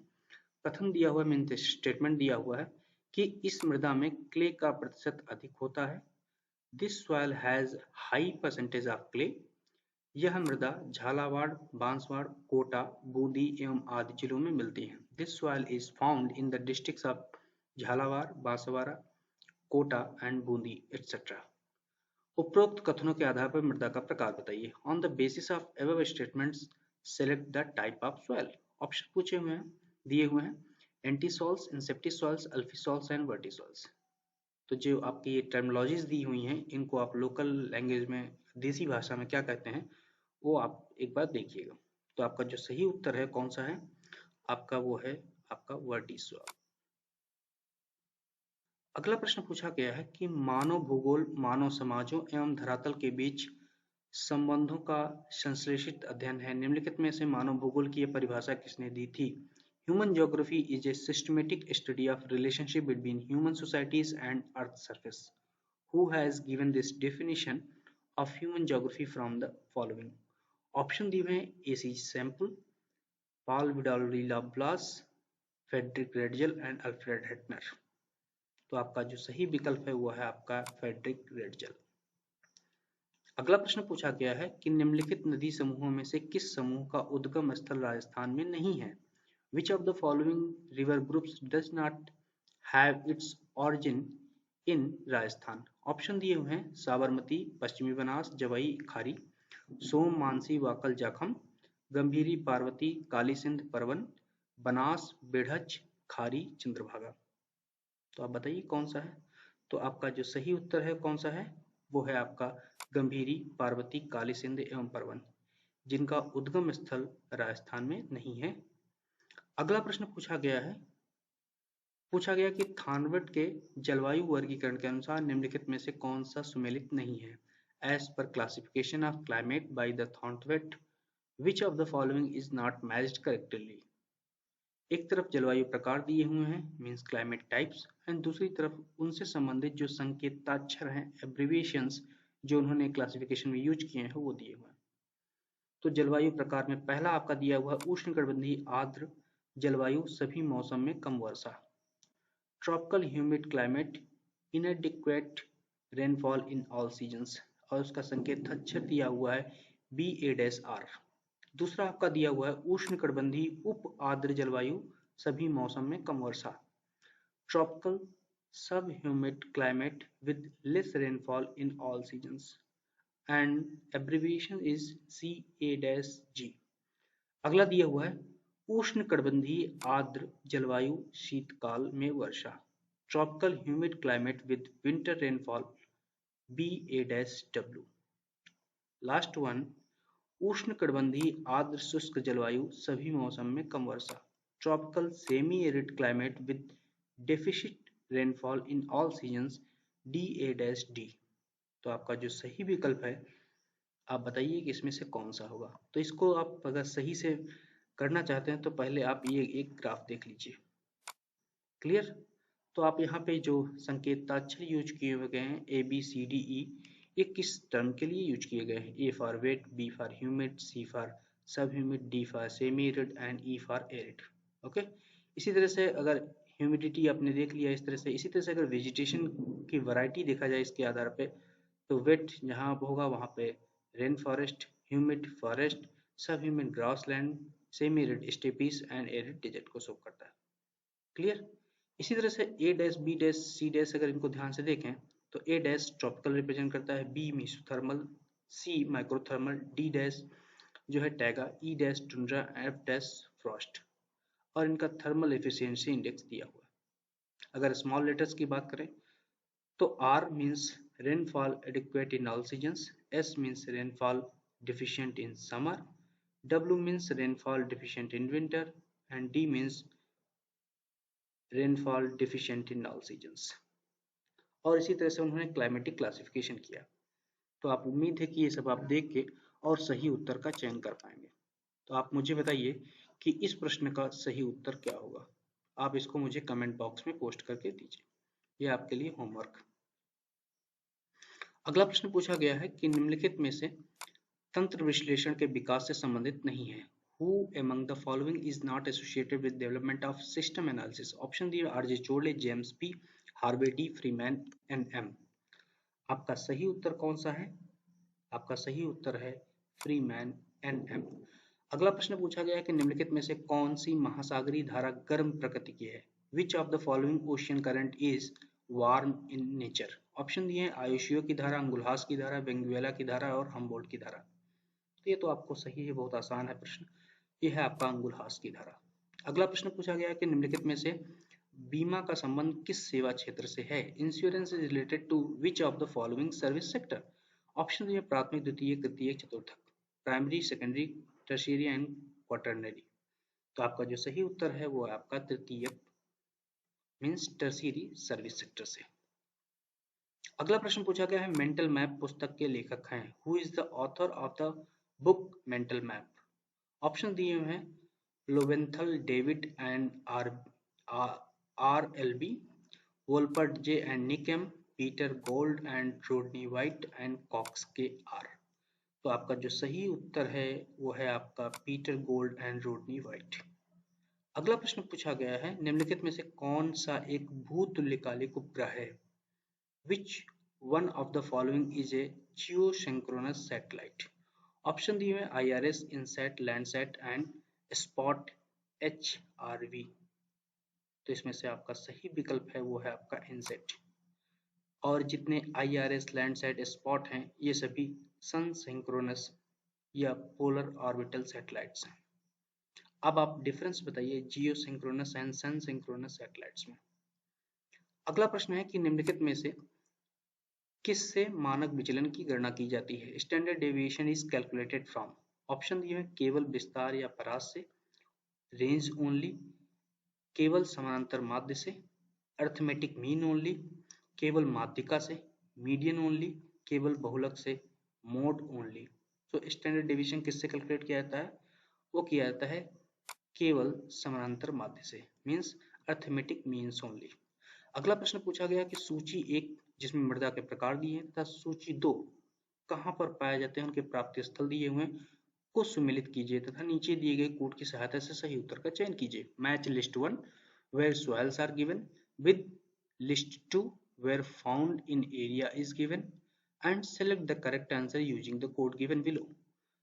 तो मृदा का प्रकार means types of soils and प्राप्ति स्थल मीन्स एरियाज दिए हुए हैं। लेटराइट सॉइल लवणी मृदा, काली मृदा एंड लाल दोमट मृदा means laterite soil, saline soil, black soil, red and alluvium soil, और उनके लोकेशंस आपको दिए हुए हैं।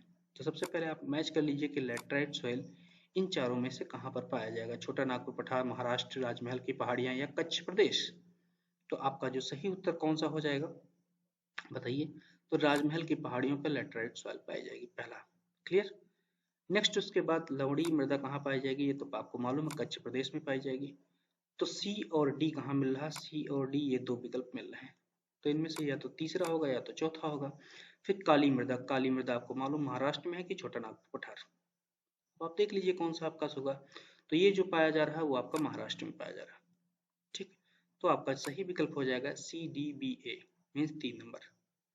अगला प्रश्न पूछा गया कि पहली बार समताप रेखा के साथ विश्व मानचित्र तैयार करने का श्रेय किसे दिया जाता है। Who is credited for the preparation of all of the world map with isotherm for the first time? Option दिए Blache, Humboldt, Huntington and Ratzel. तो आपका जो सही उत्तर है वो है आपका अलेक्जेंडर वॉन हम्बोल्ट।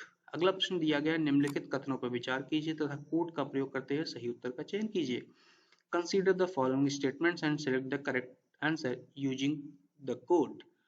पहला आपका दिया हुआ है दक्षिणी अरावली प्रदेश में सिरोही, उदयपुर, राजसमंद जिले सम्मिलित हैं। The southern Aravalli region includes the districts of Sirohi, Udaipur and Rajsamand. दूसरा है आबू पर्वत समुद्र तल से लगभग 1700 मीटर ऊंचा है। Mount Abu is about 1700 metre above sea level. अगला है आबू पर्वत की प्रमुख चोटियां शेर, अचलगढ़, ऋषिकेश एवं गुरु शिखर हैं। The main peaks of Mount Abu are Sher, Achalgarh, Rishikesh and Guru Shikhar.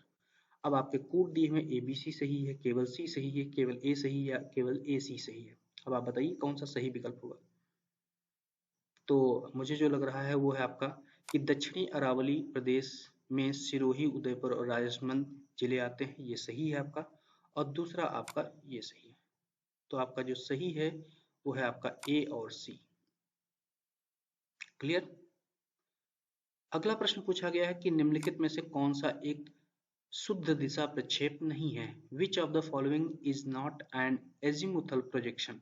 Option दिए हैं बेलनाकार समक्षेत्र प्रक्षेप, सिलिंड्रिकल इक्वल एरिया प्रोजेक्शन, ध्रुवीय खमध्य समक्षेत्र प्रक्षेप, polar zenithal equal area projection, ध्रुवीय खमध्य समदूरस्थ प्रक्षेप, polar zenithal equidistant projection, Mercator projection.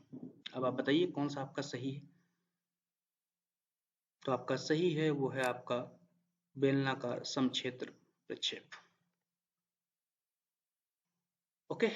अगला प्रश्न पूछा गया है कि निम्नलिखित में से कौन सा देश शामल स्थानीय पवन से संबंधित है। Which of the following countries associated with शामल लोकस विंड। ऑप्शन दिए ब्राजील, इराक, मैक्सिको, न्यूजीलैंड। तो आपका जो सही विकल्प हो जाएगा कौन सा है वो है आपका इराक। अगला प्रश्न पूछा गया सर्वप्रथम किसने यह समर्थन किया था कि इतिहास, संस्कृति, जीवन पद्धति तथा व्यवसाय जलवायु द्वारा निर्धारित होते हैं। Who was the first to state that climate is the main determinant of history, culture, way of life and occupation? Option दिए हैं रेडजल, हम्बोल्ट, हंटिंगटन एंड सैंपल। तो आपका जो सही उत्तर है वो है आपका हंटिंगटन। अब हंटिंगटन ने कौन कौन सी किताबें लिखी हैं उसको आप लिस्ट कर डालिए, हम्बोल्ट, रेडजल एंड सैंपल के द्वारा, वो भी लिख डालिए। अगला प्रश्न पूछा गया है कि निम्नलिखित में से कौन सी एक वायुड़ अवसादी चट्टान है। Which one of the following is an aeolian sedimentary rock. Option दिए हैं लोएस, सेल, बालुका पत्थर एवं मोरेन। तो आपका सही उत्तर है वो आपका लोएस। अगला प्रश्न पूछा गया है संचार प्रक्रिया के दौरान संदेश को एक प्रतीकात्मक रूप में परिवर्तित करना कहलाता है। During the communication process the message is converted to a symbolic form is called? Option दिए डिकोडिंग, एनकोडिंग, चैनल एंड प्रतिपुष्टि मीन्स फीडबैक। तो आपका सही है वो उसे बोलते हैं एनकोडिंग। अगला प्रश्न पूछा गया है कि निम्नलिखित में से कौन सा सुमेलित नहीं है? Which of the following is not correctly matched? Kali Sindh नदी झालावाड़ एवं बारा, ब्राह्मणी नदी टोंक एवं भीलवाड़ा, मेज नदी भीलवाड़ा एवं बूंदी, कोठारी नदी उदयपुर एवं भीलवाड़ा। तो आपका जो सही उत्तर है वो है आपका ब्राह्मणी नदी, जो कि टोंक एवं भीलवाड़ा से नहीं गुजरती है और सभी गुजरती है।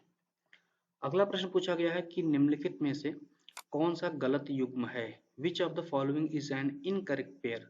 अवलोकन अधिगम, अधिगम पडूरा, ऑब्जर्वेशनल लर्निंग बाई बंडूरा। अगला प्रश्न है अर्थपूर्ण शाब्दिक अधिगम का सिद्धांत, the theory of meaningful verbal learning, Thorndike. सक्रिय अनुबंधन का सिद्धांत, theory of operant conditioning by Skinner. शास्त्रीय अनुबंधन का सिद्धांत, theory of classical conditioning by पावलव। तो आपका जो सही उत्तर है कौन सा है? वो है आपका अर्थपूर्ण शाब्दिक अधिगम का सिद्धांत बाई थॉर्नडाइक। ये आपका गलत युग्म है, जबकि अन्य सभी सही हैं। अगला प्रश्न पूछा गया है कि समान निरूपक भिन्न में निम्नलिखित में से किस मापनी पर दूरी को अधिक बारीकी से दिखाया जा सकता है? In which of the following scale distance could be measured more precisely assuming same RF? Option दिए हुए हैं साधारण मापनी, प्लेन स्केल, समय मापनी, टाइम स्केल, चक्र मापनी, रिवोल्यूशन स्केल एंड विकर्ण मापनी, डायगोनल स्केल। तो आपका जो सही विकल्प हो जाएगा कौन सा हो जाएगा? वो है आपका विकर्ण मापनी मीन्स डायगोनल स्केल। अगला प्रश्न पूछा गया कि निम्नलिखित युग्मों में से कौन सा एक सही सुमेलित नहीं है? Which one of the following pair is not correctly matched? एक तरफ भारतीय तट क्षेत्र दिए हुए कोस्टल रीजन्स ऑफ इंडिया, तथा दूसरी तरफ जलवायु प्रकार according to Koppen's means type of climate by Koppen दिए हुए। तो मालाबार तट AMW, Coromandel AS, Konkan PSHW and Utkal तट AW। तो आपका जो सही मैच नहीं है वो है कोंकण तट, जहां पर कभी भी BSHW प्रकार का नहीं पाया जाता है, जबकि AMW प्रकार का पाया जाता है। अगला प्रश्न पूछा गया है कि टिस्को की स्थापना किस वर्ष में हुई थी? TISCO was set up in 1906, 1907, 1908 and 1909। तो आपका सही विकल्प है वो है आपका 1907। आप टिस्को बताइए कौन सी नदी के संगम पर स्थित है? आप कमेंट बॉक्स में पोस्ट करिए। अगला प्रश्न है सूची 1, जिसमें दार्शनिक उपागम को सूची 2 उनके द्वारा दिए गए विद्वान से सुमेलित कीजिए तथा सही कोड का उपयोग करते हुए सही उत्तर का चयन कीजिए। Match list 1, philosophical approach with the list 2 scholar and select the correct answer using code given below। सो व्यवहारवाद किसने दिया था मीन्स बिहेवियरलिज्म किसने दिया था? वो सबको मालूम है, विलियम किर्क ने दिया था। क्लियर? तो आपका ए का हो जाएगा सी। ठीक है, नेक्स्ट है मात्रात्मक क्रांति। आपको पता होगा कौन किसने दिया है? वो दिया था आई बर्टन ने।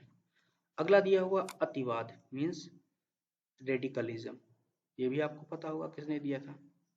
वो है आपका रिचर्ड पीट। अगला प्रश्न है प्रसंभाविवाद, ये किसने दिया था? OHK Spate. तो आपका सही उत्तर हो जाएगा बी नंबर, 2 नंबर। व्यवहारवाद बाय विलियम किर्क, मात्रात्मक क्रांति means quantitative revolution by the Burton, अतिवाद बाय आर पीट, प्रसंभाविवाद बाय OHK स्पिट। अगला प्रश्न पूछा गया है प्रत्यास्थ प्रतिक्षेप सिद्धांत के अनुसार विवर्तनिक भूकंपों का निम्नलिखित में से किन गतिविधियों से निकटवर्ती संबंध है? As per the elastic rebound theory, tectonic earthquakes are closely associated with which of the following activities? Option दिए भ्रंसन वलन ज्वालामुखी। फिर पूछा गया कि नीचे दिए गए कोड का उपयोग कर सही उत्तर का चयन कीजिए। Select the correct answer using the code given below. केवल एक सही है, ए बी सी सही है, बी सी सही है या केवल बी सही है? तो आपका केवल ए सही है मीन्स भ्रंशन से। अगला प्रश्न पूछा गया है कि प्रकृति की खाने की मेज सीमित आदमियों के लिए है, अतः बिना निमंत्रण के आने वालों को अवश्य भूखा मरना पड़ेगा। यह कथन डैश डैश द्वारा दिया गया है। The table of nature is laid for the limited number of guests, and those who come uninvited must starve. This statement was given by John Locke, James Stuart, Malthus and Thomas moon. तो आपका सही उत्तर है वो है आपका Malthus. अगला प्रश्न पूछा गया सूची 1 जिसमें प्राकृतिक आपदाएं दी तथा सूची 2 कि उनसे प्रभावित कौन से क्षेत्र हैं उनसे सुमेलित करना तथा सही कोड का प्रयोग करते हुए सही उत्तर का चयन करना है। तो बाढ़ कहाँ पाया जाता है? तो सबको मालूम है बाढ़ कहाँ पे पाया जाएगा, तो उत्तर प्रदेश में बिहार का मैदान पाया जाएगा। इसी तरह से सूखा कहाँ पाया जाएगा वो आप देख लीजिए, चक्रवात कहाँ पाया जाएगा, और उसके बाद आपका भूकंप कहाँ पाया जाएगा। तो आप अगर सही उत्तर का चयन करें तो बाढ़ जो है आपका कहाँ हो जाएगा, उत्तर प्रदेश एवं बिहार का मैदान हो जाएगा। फिर सूखा जो है आपका कहाँ पाया जाएगा, झारखंड एवं उत्तरी बिहार हो जाएगा।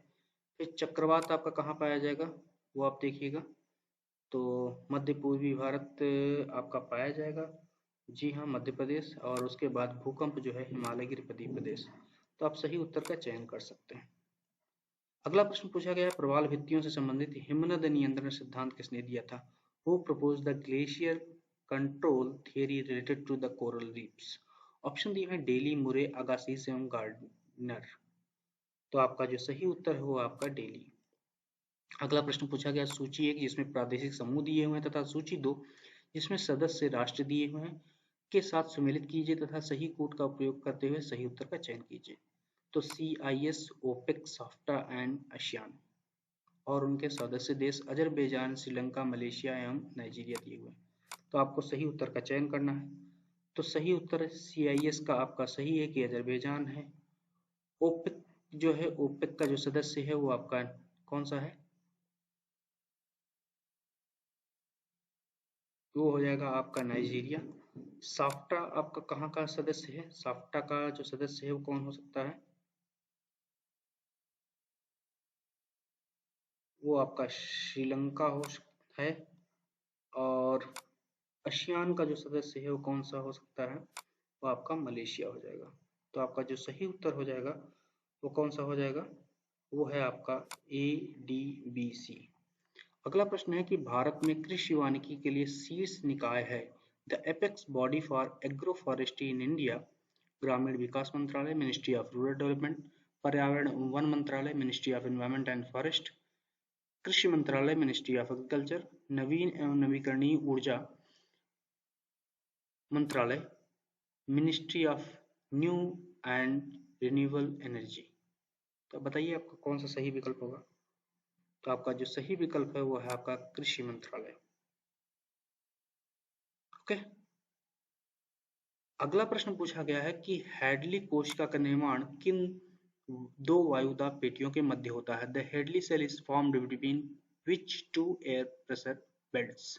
विषुवत रेखीय निम्न वायुदाब पेटी एवं पोस्ट उच्च वायुदाब पेटी, equatorial low pressure belt and सब ट्रॉपिकल हाई प्रेशर बेल्ट, उपोष्ण उच्च वायुदाब पेटी एवं उपध्रुवीय निम्न वायुदाब पेटी, सब tropical high pressure belt and सब पोलर लो प्रेशर बेल्ट, उपध्रुवीय निम्न वायुदाब पेटी एवं ध्रुवीय उच्च वायुदाब पेटी, सब polar low pressure belt and polar high pressure belt, उपोष्ण उच्च वायुदाब पेटी एवं ध्रुवीय उच्च वायुदाब पेटी, सब tropical high pressure belt and polar high pressure belt.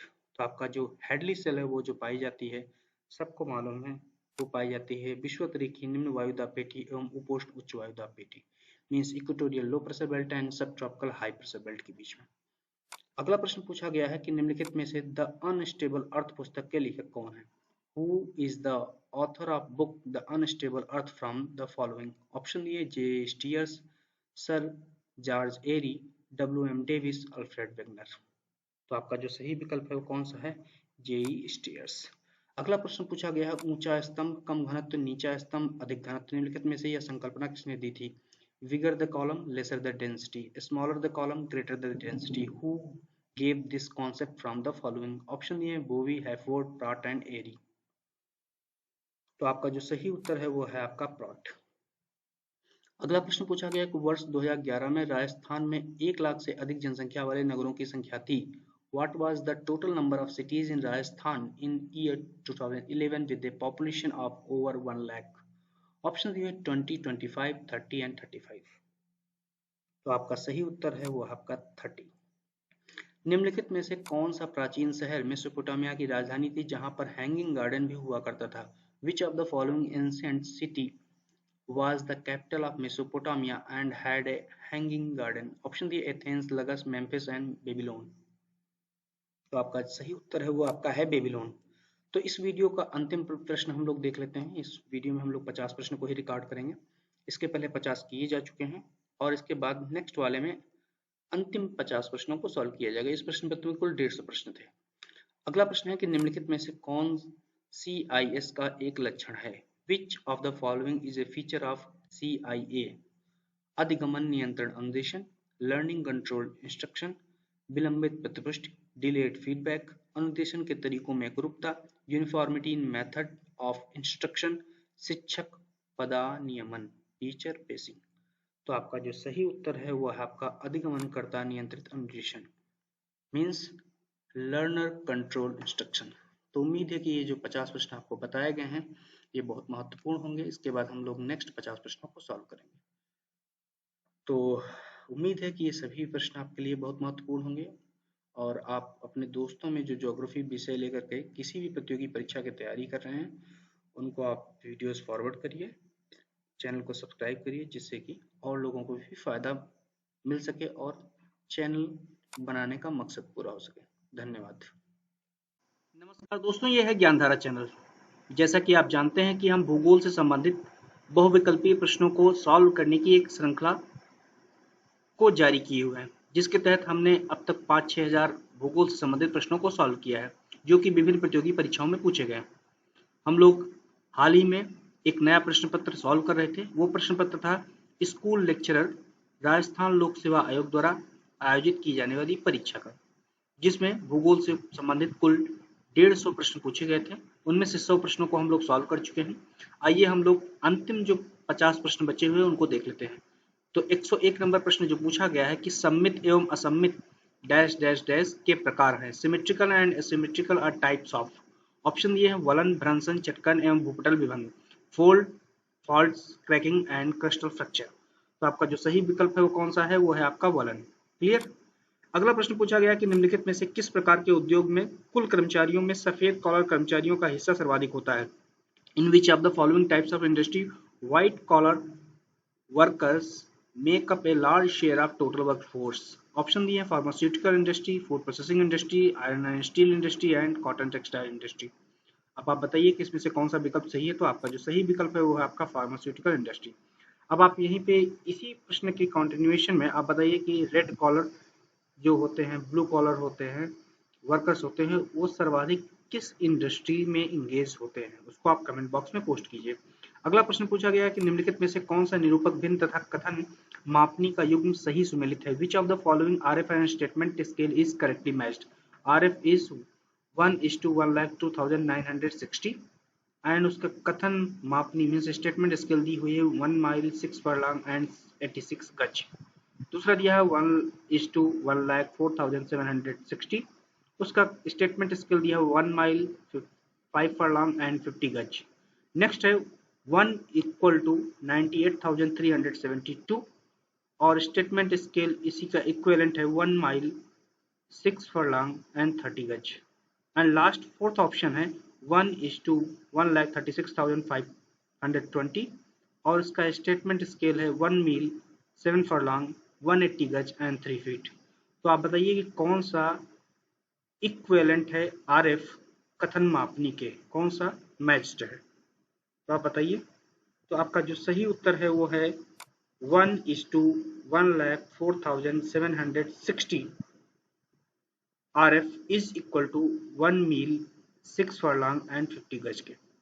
तो एक मील में कुल कितने इंच होते हैं आप पहचानिए। तो एक मील में जो इंच होते हैं वो टोटल होते हैं 63,360 इंच। फरलॉन्ग कितने होते हैं, गज कितने होते हैं, इनको आप कैलकुलेट करिए और इसको सॉल्व कीजिए। अगला प्रश्न पूछा गया है कि संवेगात्मक बुद्धिमत्ता के महत्व के संबंध में निम्नलिखित में से कथन दिए गए हैं, सही कथन कौन सा है? चयन कीजिए। Regarding importance of emotional intelligence following statements are given, select which one is true.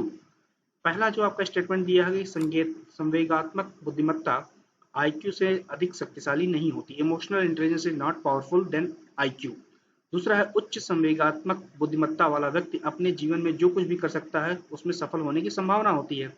person having high emotional intelligence likely to be succeed in everything they undertake in their life. And third option आपका दिया हुआ है कि हम अपनी संवेगात्मक बुद्धि को जानने वाले के बाद उत्पादक एवं खुश नहीं हो सकते हैं. We may not be productive and happy after knowing our emotional intelligence. और अंतिम विकल्प है कि संवेगात्मक बुद्धि मापन से शिक्षाविदों में सफलता की भविष्यवाणी नहीं की जा सकती है. Success is in academics cannot be predicted by emotional intelligence measurements. तो आपका सही विकल्प कौन सा हो सकता है, आप बताइए. तो आपका जो सही विकल्प है वो है आपका 2 नंबर कि जो संवेगात्मक बुद्धिमत्ता है उसके संबंध में जो कथन सही है वो है कि उच्च संवेगात्मक बुद्धिमत्ता वाला व्यक्ति अपने जीवन में जो कुछ भी कर सकता है उसमें सफल होने की संभावना होती है. अगला प्रश्न आपसे पूछा गया है कि निम्नलिखित में से कौन सा सूचना प्रक्रिया वर्ग का उदाहरण है. Which of the following is an example of information processing family. पहला विकल्प है भूमिका निर्वाह प्रतिमान, रोल प्लेइंग मॉडल, संप्रत्ययन उपलब्धि प्रतिमान, कॉन्सेप्ट अटेनमेंट मॉडल, प्रत्यय प्रणाली प्रतिमान, कॉन्सेप्चुअल सिस्टम मॉडल, सामाजिक सिमुलेशन प्रतिमान, सोशल सिमुलेशन मॉडल. तो आप इनमें से कौन सा विकल्प सही है. तो आपका सही विकल्प है संप्रत्यय उपलब्धि प्रतिमान मीन्स कॉन्सेप्ट अटेनमेंट मॉडल. अगला प्रश्न पूछा गया है कि समीपस्थ विकास क्षेत्र ZPD की अवधारणा किसके द्वारा दी गई. The concept of zone of proximal development was given by हुम. ऑप्शन दिए हुए पियाजे, बंडूरा, वाइगोत्स्की, स्किनर. तो आपका जो सही विकल्प है वो है आपका वाइगोत्स्की. अगला प्रश्न पूछा गया है कि वर्ष 2011 की जनगणना के अंतिम आंकड़ों से राजस्थान की साक्षरता के संबंध में निम्नलिखित तथ्यों का अध्ययन कीजिए तथा सही कोड का चयन कीजिए. Study the facts related to literacy in Rajasthan from the final figures of 2011 census and select the correct answer using codes. तो पहला स्टेटमेंट दिया हुआ है राज्य की साक्षरता दर गत 10 वर्षों में 5.69% की वृद्धि हुई है. The literacy rate of the state has increased by 5.69% in the last 10 years. दूसरा है पुरुषों में यह वृद्धि 8.25 तथा महिलाओं में 3.50% है. The increase for men are 8.25 and 3.5% for women. Option तीसरा है कि जालौर जिले में न्यूनतम जबकि झुंझुनू जिले में अधिकतम साक्षरता अंकित की गई है. Jalore district had the lowest while Jhunjhunu district had the highest literacy rate. और अंतिम स्टेटमेंट है राज्य की कुल साक्षरता 66.1% अंकित की गई है. Total literacy rate of the state was recorded at 66.1%. अब आपके कोड डी में ए डी सही है, ए सी डी सही है, सी डी सही है या केवल डी सही है. तो आप बताइए कि इनमें से कौन सा विकल्प आपका सही हो सकता है. तो आपका जो सही विकल्प है वो है केवल ए और डी मीन्स आपका राज्य की साक्षरता दर में गत 10 वर्षों में 5.69% की वृद्धि हुई है और दूसरा राज्य की कुल साक्षरता 66.1% अंकित की गई है. तो आपका जो सही विकल्प हो जाएगा ए और डी मीन्स पहला विकल्प. अगला प्रश्न पूछा गया है कि जल प्रदूषण निवारण एवं नियंत्रण अधिनियम लागू हुआ था. The water prevention and control of pollution act was enacted in. Option दिए 1977, 1982, 1974 एंड 2006. तो आपका जो सही विकल्प हो जाएगा कौन सा है वो है 1974. अगला प्रश्न पूछा गया है कि हैडन ने अपनी पुस्तक डैश डैश में केशों को मुख्य आधार मानकर प्रजाति वर्गीकरण किया है. Haydn has classified the races on the basis of hair in his book dash dash dash. Options दिए हुए हैं आपके anthropology, races of man, the races in Europe, the racial history of man. अब बताइए कौन सा सही विकल्प होगा. तो आपका जो सही विकल्प होगा कौन सा वो है रेसेस ऑफ मैन. क्लियर. अगला प्रश्न आप देखिएगा पूछा गया है कथन दिया हुआ मीन्स स्टेटमेंट दिए हुए हैं और आपको सही उत्तर का चयन करना है. कथन क्या दिया हुआ है. इस क्षेत्र में 500 से 700 मिलीमीटर तक वर्षा होती है. The rainfall in this region ranges from 500 to 700 millimetre. दूसरा है मिट्टी चूना युक्त दोमट एवं कछारी है. This soil is lime rich, loamy and alluvium. Next है बाजरा, अरहर, ज्वार, गेहूं तथा सरसों मुख्य फसलें हैं। Bajra, arhar, jowar, wheat and mustard are the main crops. और अंतिम है, इस क्षेत्र में बीहड़ भूमि पाई जाती है। Ravine land is also found in this region. अब आपसे पूछा गया है कि उपरोक्त कथनों के आधार पर कृषि जलवायु प्रदेश में शामिल जिला समूह का चयन कीजिए। On the basis of above statements select the district group included in the agro climatic reason. Option दिए हुए हैं अजमेर, जयपुर, दौसा, टोंक, अलवर, भरतपुर, करौली, सवाई माधोपुर, कोटा, बूंदी, झालावाड़, बारा, डूंगरपुर, प्रतापगढ़, चित्तौड़गढ़, बांसवाड़ा। तो आपका जो सही विकल्प है वो कौन सा हो जाएगा? वो है आपका अलवर, भरतपुर, करौली एवं सवाई माधोपुर। अगला प्रश्न पूछा गया है, नाग पहाड़ कहाँ अवस्थित है? नाग पहाड़ इज लोकेटेड इन, ऑप्शन दिए हुए अजमेर, उदयपुर, पाली एवं जालौर। तो आपका जो सही विकल्प है वो है आपका अजमेर में। अगला प्रश्न पूछा गया कि निम्नलिखित में से कौन सा क्रम समुद्री जल में पाए जाने वाले लवणों के घटते क्रम में प्रतिशत को सही ढंग से दर्शाता है? Which one of the following sequences correctly represents the percentage of salts found in sea water in decreasing order? Option दिए हैं sodium chloride, magnesium sulphate, calcium sulphate. दूसरा है sodium chloride, magnesium sulphate, calcium sulphate and magnesium chloride. अगला है sodium chloride, magnesium sulphate, magnesium chloride and magnesium sulphate. अगला है magnesium chloride, sodium chloride, magnesium sulphate and calcium sulphate. तो आपका जो सही विकल्प है वो है आपका पहला number sodium chloride, magnesium sulphate एवं कैल्शियम सल्फेट। अगला प्रश्न पूछा गया है कि निम्नलिखित में से कौन सा सुमेलित नहीं है? Which one of the following is not matched correctly. एक तरफ टोपोग्राफी दी हुई मीन्स स्थलाकृति दी हुई और वो टोपोग्राफी कहाँ पर स्थित है, अवस्थित है मीन्स उनकी लोकेशन दी है। तो आपसे पूछा गया कौन सा सुमेलित नहीं है, तो टेलीग्राफिक पठार, उत्तरी अटलांटिक महासागर, क्या ये सही है? आप बताइए कौन सा सही है? तो जी हाँ, ये सही है। अगला है टेलीग्राफिक पठार कहाँ? उत्तरी अटलांटिक महासागर में। अगला है वाल्विस कटक, दक्षिणी पूर्वी अटलांटिक महासागर में है, ये भी आपका सही है। डॉल्फिन उभार, दक्षिणी अटलांटिक महासागर, क्या ये सही है? नहीं, ये आपका सही नहीं है, तो यही आपका सही सुमेलित नहीं है। अगला प्रश्न है, अगला जो है विकल्प वो भी देख लेते हैं, विविल थॉम्सन कटक, उत्तरी पूर्वी अटलांटिक महासागर में, तो ये भी सही है, लेकिन ये आपका युग्म जो है सही सुमेलित नहीं है। यही आपसे पूछा गया है 113 नंबर प्रश्न में। अगला प्रश्न पूछा गया है कि वायुमंडल में तापक्रम के रुद्धोष्म परिवर्तन का कारण क्या है? What is the cause of adiabatic change of temperature in the atmosphere? Option दिए हैं संवहन एवं अभिवहन, कन्वेक्शन एंड एडवेक्शन, संघनन की गुप्त ऊष्मा, लेटेंट हीट ऑफ कंडेंसेशन, वायु का प्रसार एवं संपीड़न, expansion and compression of air, वायुमंडल द्वारा सौर विकिरण का आंशिक अवशोषण, partial absorption of solar radiation by the atmosphere. तो आपका जो सही विकल्प है वो कौन सा हो जाएगा? आप बताइए। तो आपका सही विकल्प है वो है वायु का प्रसार एवं संपीड़न, means expansion and compression of air. अगला प्रश्न पूछा गया कि हृदय स्थल स्लैश रिमलैंड सिद्धांत समझाता है। Heartland slash rimland theory explains. Option दिए हैं अंतर प्रांत संबंध, इंटर प्रोविंस रिलेशनशिप, प्रांत है। अगला है केंद्र राज्य संबंध, सेंटर स्टेट रिलेशनशिप। अगला है स्थल एवं समुद्र शक्ति के बीच संघर्ष, struggle between land and sea power. अगला है राज्यों का वर्गीकरण, क्लासिफिकेशन ऑफ स्टेट्स। अब आपका सही विकल्प कौन सा हो जाएगा? आपका सही विकल्प है स्थल एवं समुद्र शक्ति के बीच संघर्ष। अगला प्रश्न पूछा गया है कि आर्द्रता मापन की निम्न में से कौन सी विधि दबाव तथा तापमान के बदलाव से प्रभावित नहीं होती है? Which is the following measures of humidity is not affected by the change in pressure and temperature? Option दिए सापेक्ष आर्द्रता, रिलेटिव ह्यूमिडिटी, वाष्प दबाव, वेपर प्रेशर, विशिष्ट आर्द्रता, स्पेसिफिक ह्यूमिडिटी, निरपेक्ष आर्द्रता, एब्सोल्यूट ह्यूमिडिटी। तो आपका जो सही विकल्प है वो आपका है विशिष्ट आर्द्रता।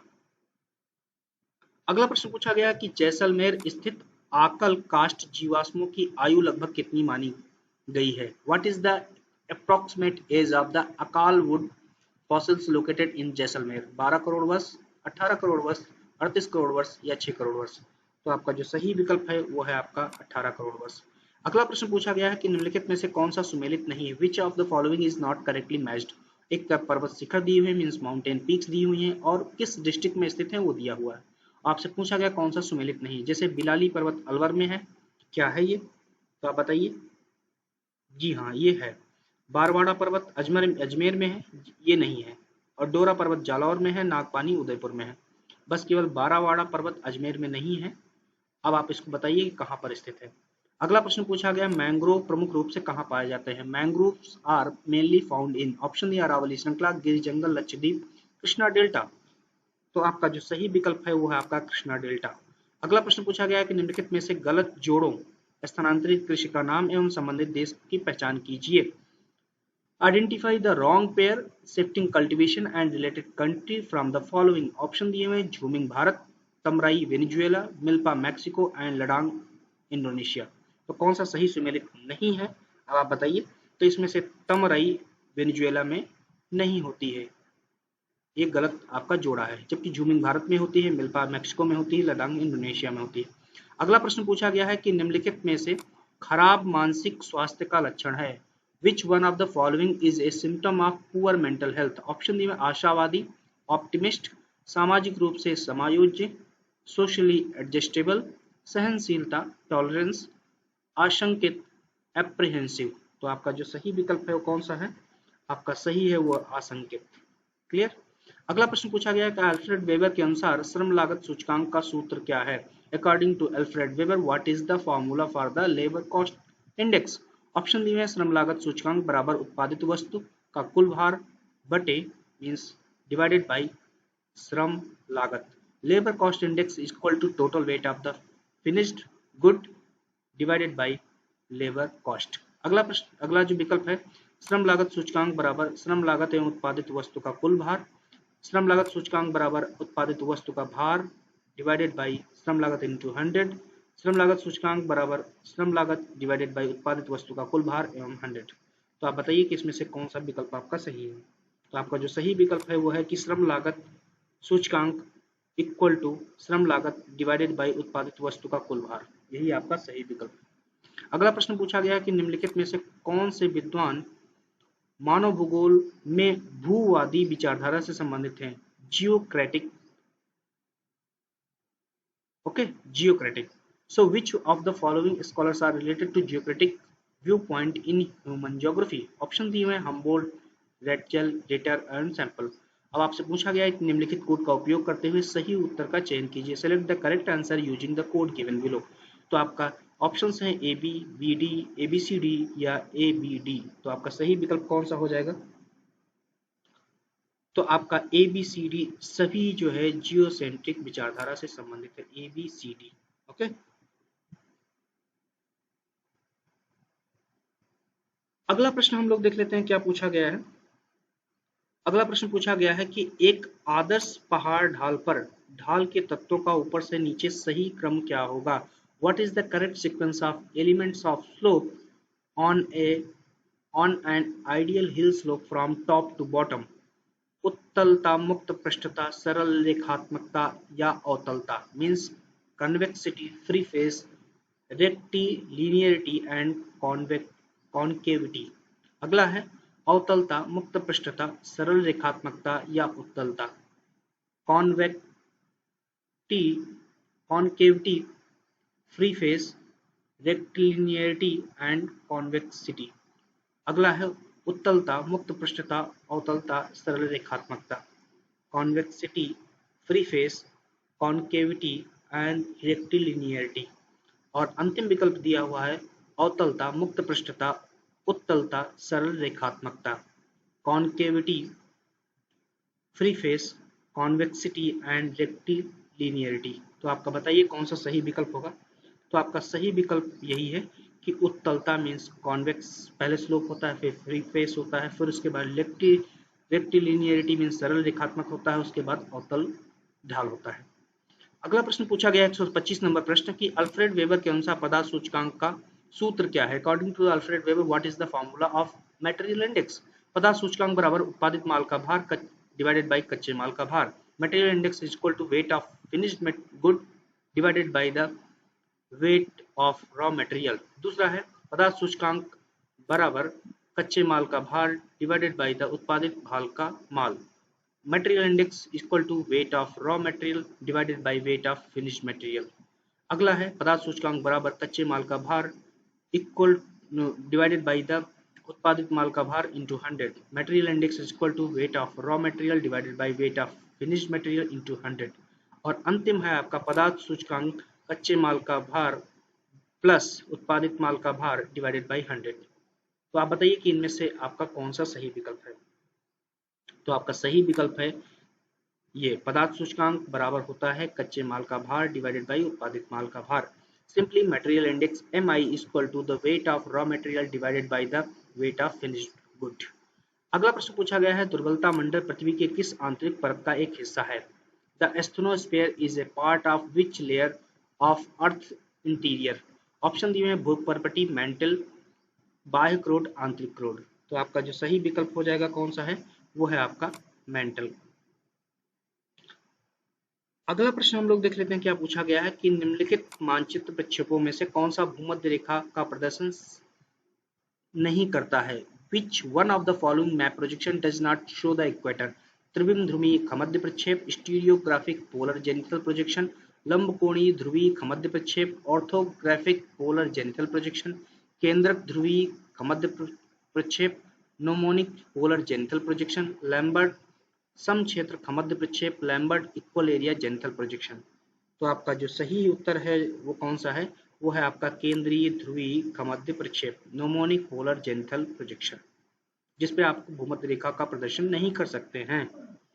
अगला प्रश्न पूछा गया है कि सन 2000 की जनसंख्या नीति में किस वर्ष तक भारत की जनसंख्या में स्थायित्व लाने का लक्ष्य रखा गया है। In the population policy 2000 by which year the aim has been set to bring stability in the population of India। Option दिया 2040, 2045, 2050, 2061। तो आपका जो सही विकल्प हो जाएगा वो कौन सा है, वो आपका 2045। अगला प्रश्न पूछा गया कि पी सेन गुप्ता तथा जी सदायुस ने के 1968 के भारत के आर्थिक प्रादेशिकरण के अनुसार कश्मीर घाटी तथा हिमाचल प्रदेश के पहाड़ी क्षेत्र किसके भाग हैं। As per P Sen Gupta and G Sadescu Economic Regionalization of India 1968 Kashmir Valley and Hills of Himachal Pradesh are part of।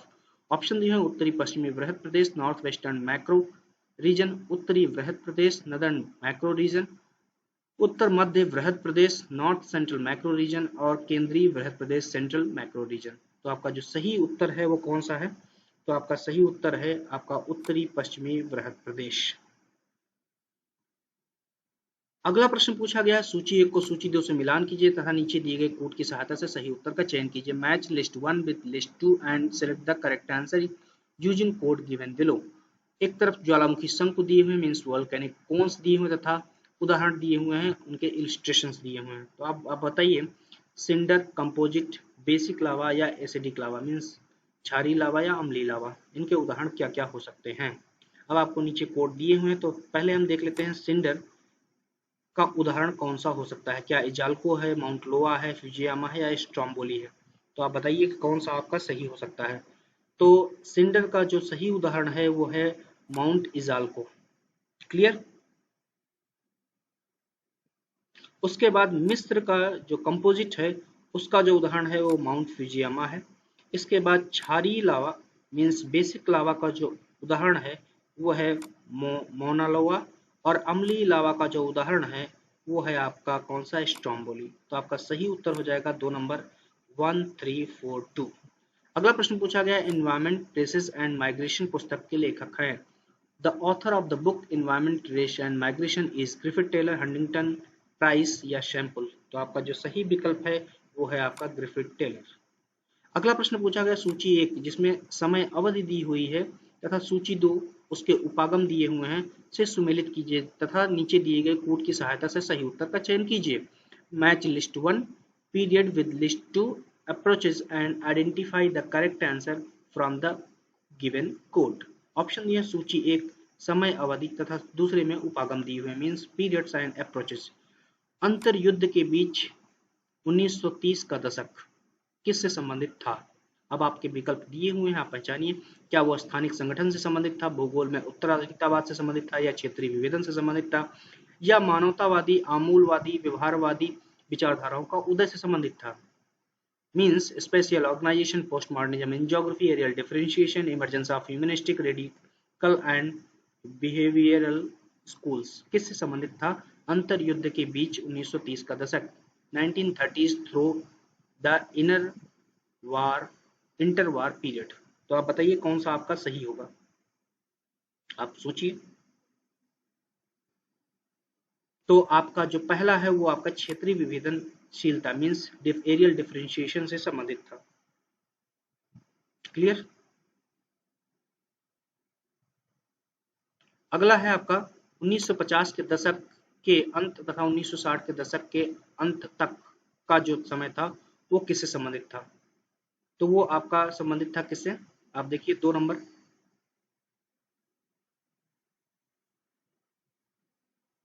वो था आपका स्थानिक संगठन से संबंधित मीन्स स्पेशल ऑर्गेनाइजेशन से।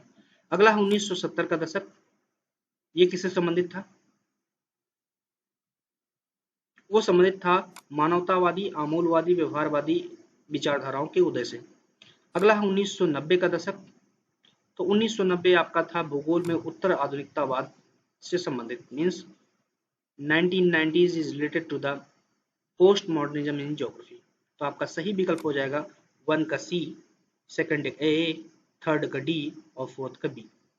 अगला प्रश्न पूछा गया है कि भारत में काली रेगुर मृदा से संबंधित निम्नलिखित में से कौन सा कथन सही नहीं है। Which one of the following statement is not correct about the black slash regur soil in India. पहला आपका विकल्प दिया हुआ रेगुर या रेगड़ मृदाएं महाराष्ट्र एवं गुजरात में पाई जाती हैं। Regur soils are found in Maharashtra and Gujarat. दूसरा काली मृदा उष्णकटिबंधीय चेरनोजम के नाम से भी जानी जाती है। Black soil is also known as a tropical chernozem. अगला है काली मृदा प्रौढ़ मृदा है। Black soil is a mature soil. अंतिम है रेगुर मृदा में नमी धारण करने की क्षमता कम होती है। Regur soil have low water retaining capacity. तो आप बताइए कौन सा आपका विकल्प सही नहीं है काली मृदाओं के संबंध में। तो आपका सही नहीं है वो है आपका कि रेगुर मृदा में नमी धारण की क्षमता कम होती है, जबकि रेगुर मृदा में अधिक नमी धारण करने की क्षमता होती है। अगला प्रश्न पूछा गया पहाड़ी ढाल चक्र सिद्धांत द्वारा दिया गया the hill slope cycle theory was given by Ian Stoller, W Penck, W M Davis, L C King. तो आपका जो सही उत्तर है वो है आपका एल सी किंग। अगला प्रश्न पूछा गया कि पी सेनगुप्ता तथा जी सदायुष ने भारत को ए डैश डैश डैश बृहद तथा बी डैश डैश डैश मध्यम आर्थिक प्रदेशों में विभाजित किया है। P Sengupta and G Sadashiv has divided India into A dash dash dash macro and B dash dash dash Meesho economic zones. Option दिए हुए हैं 741, 748, 742, 857। तो आपका जो सही है वो है 7 बृहद और 42 मध्यम आर्थिक प्रदेशों में पूरे भारत को विभाजित किया है। अगला प्रश्न पूछा गया कि भारतीय जनगणना 2011 के अनुसार केरल में जनसंख्या वृद्धि दर कितनी दर्ज की गई। According to the census of India 2011 what was the population growth rate recorded in Kerala. तो आपका सही विकल्प कौन सा हो जाएगा, वो सही विकल्प है आपका 4.91%।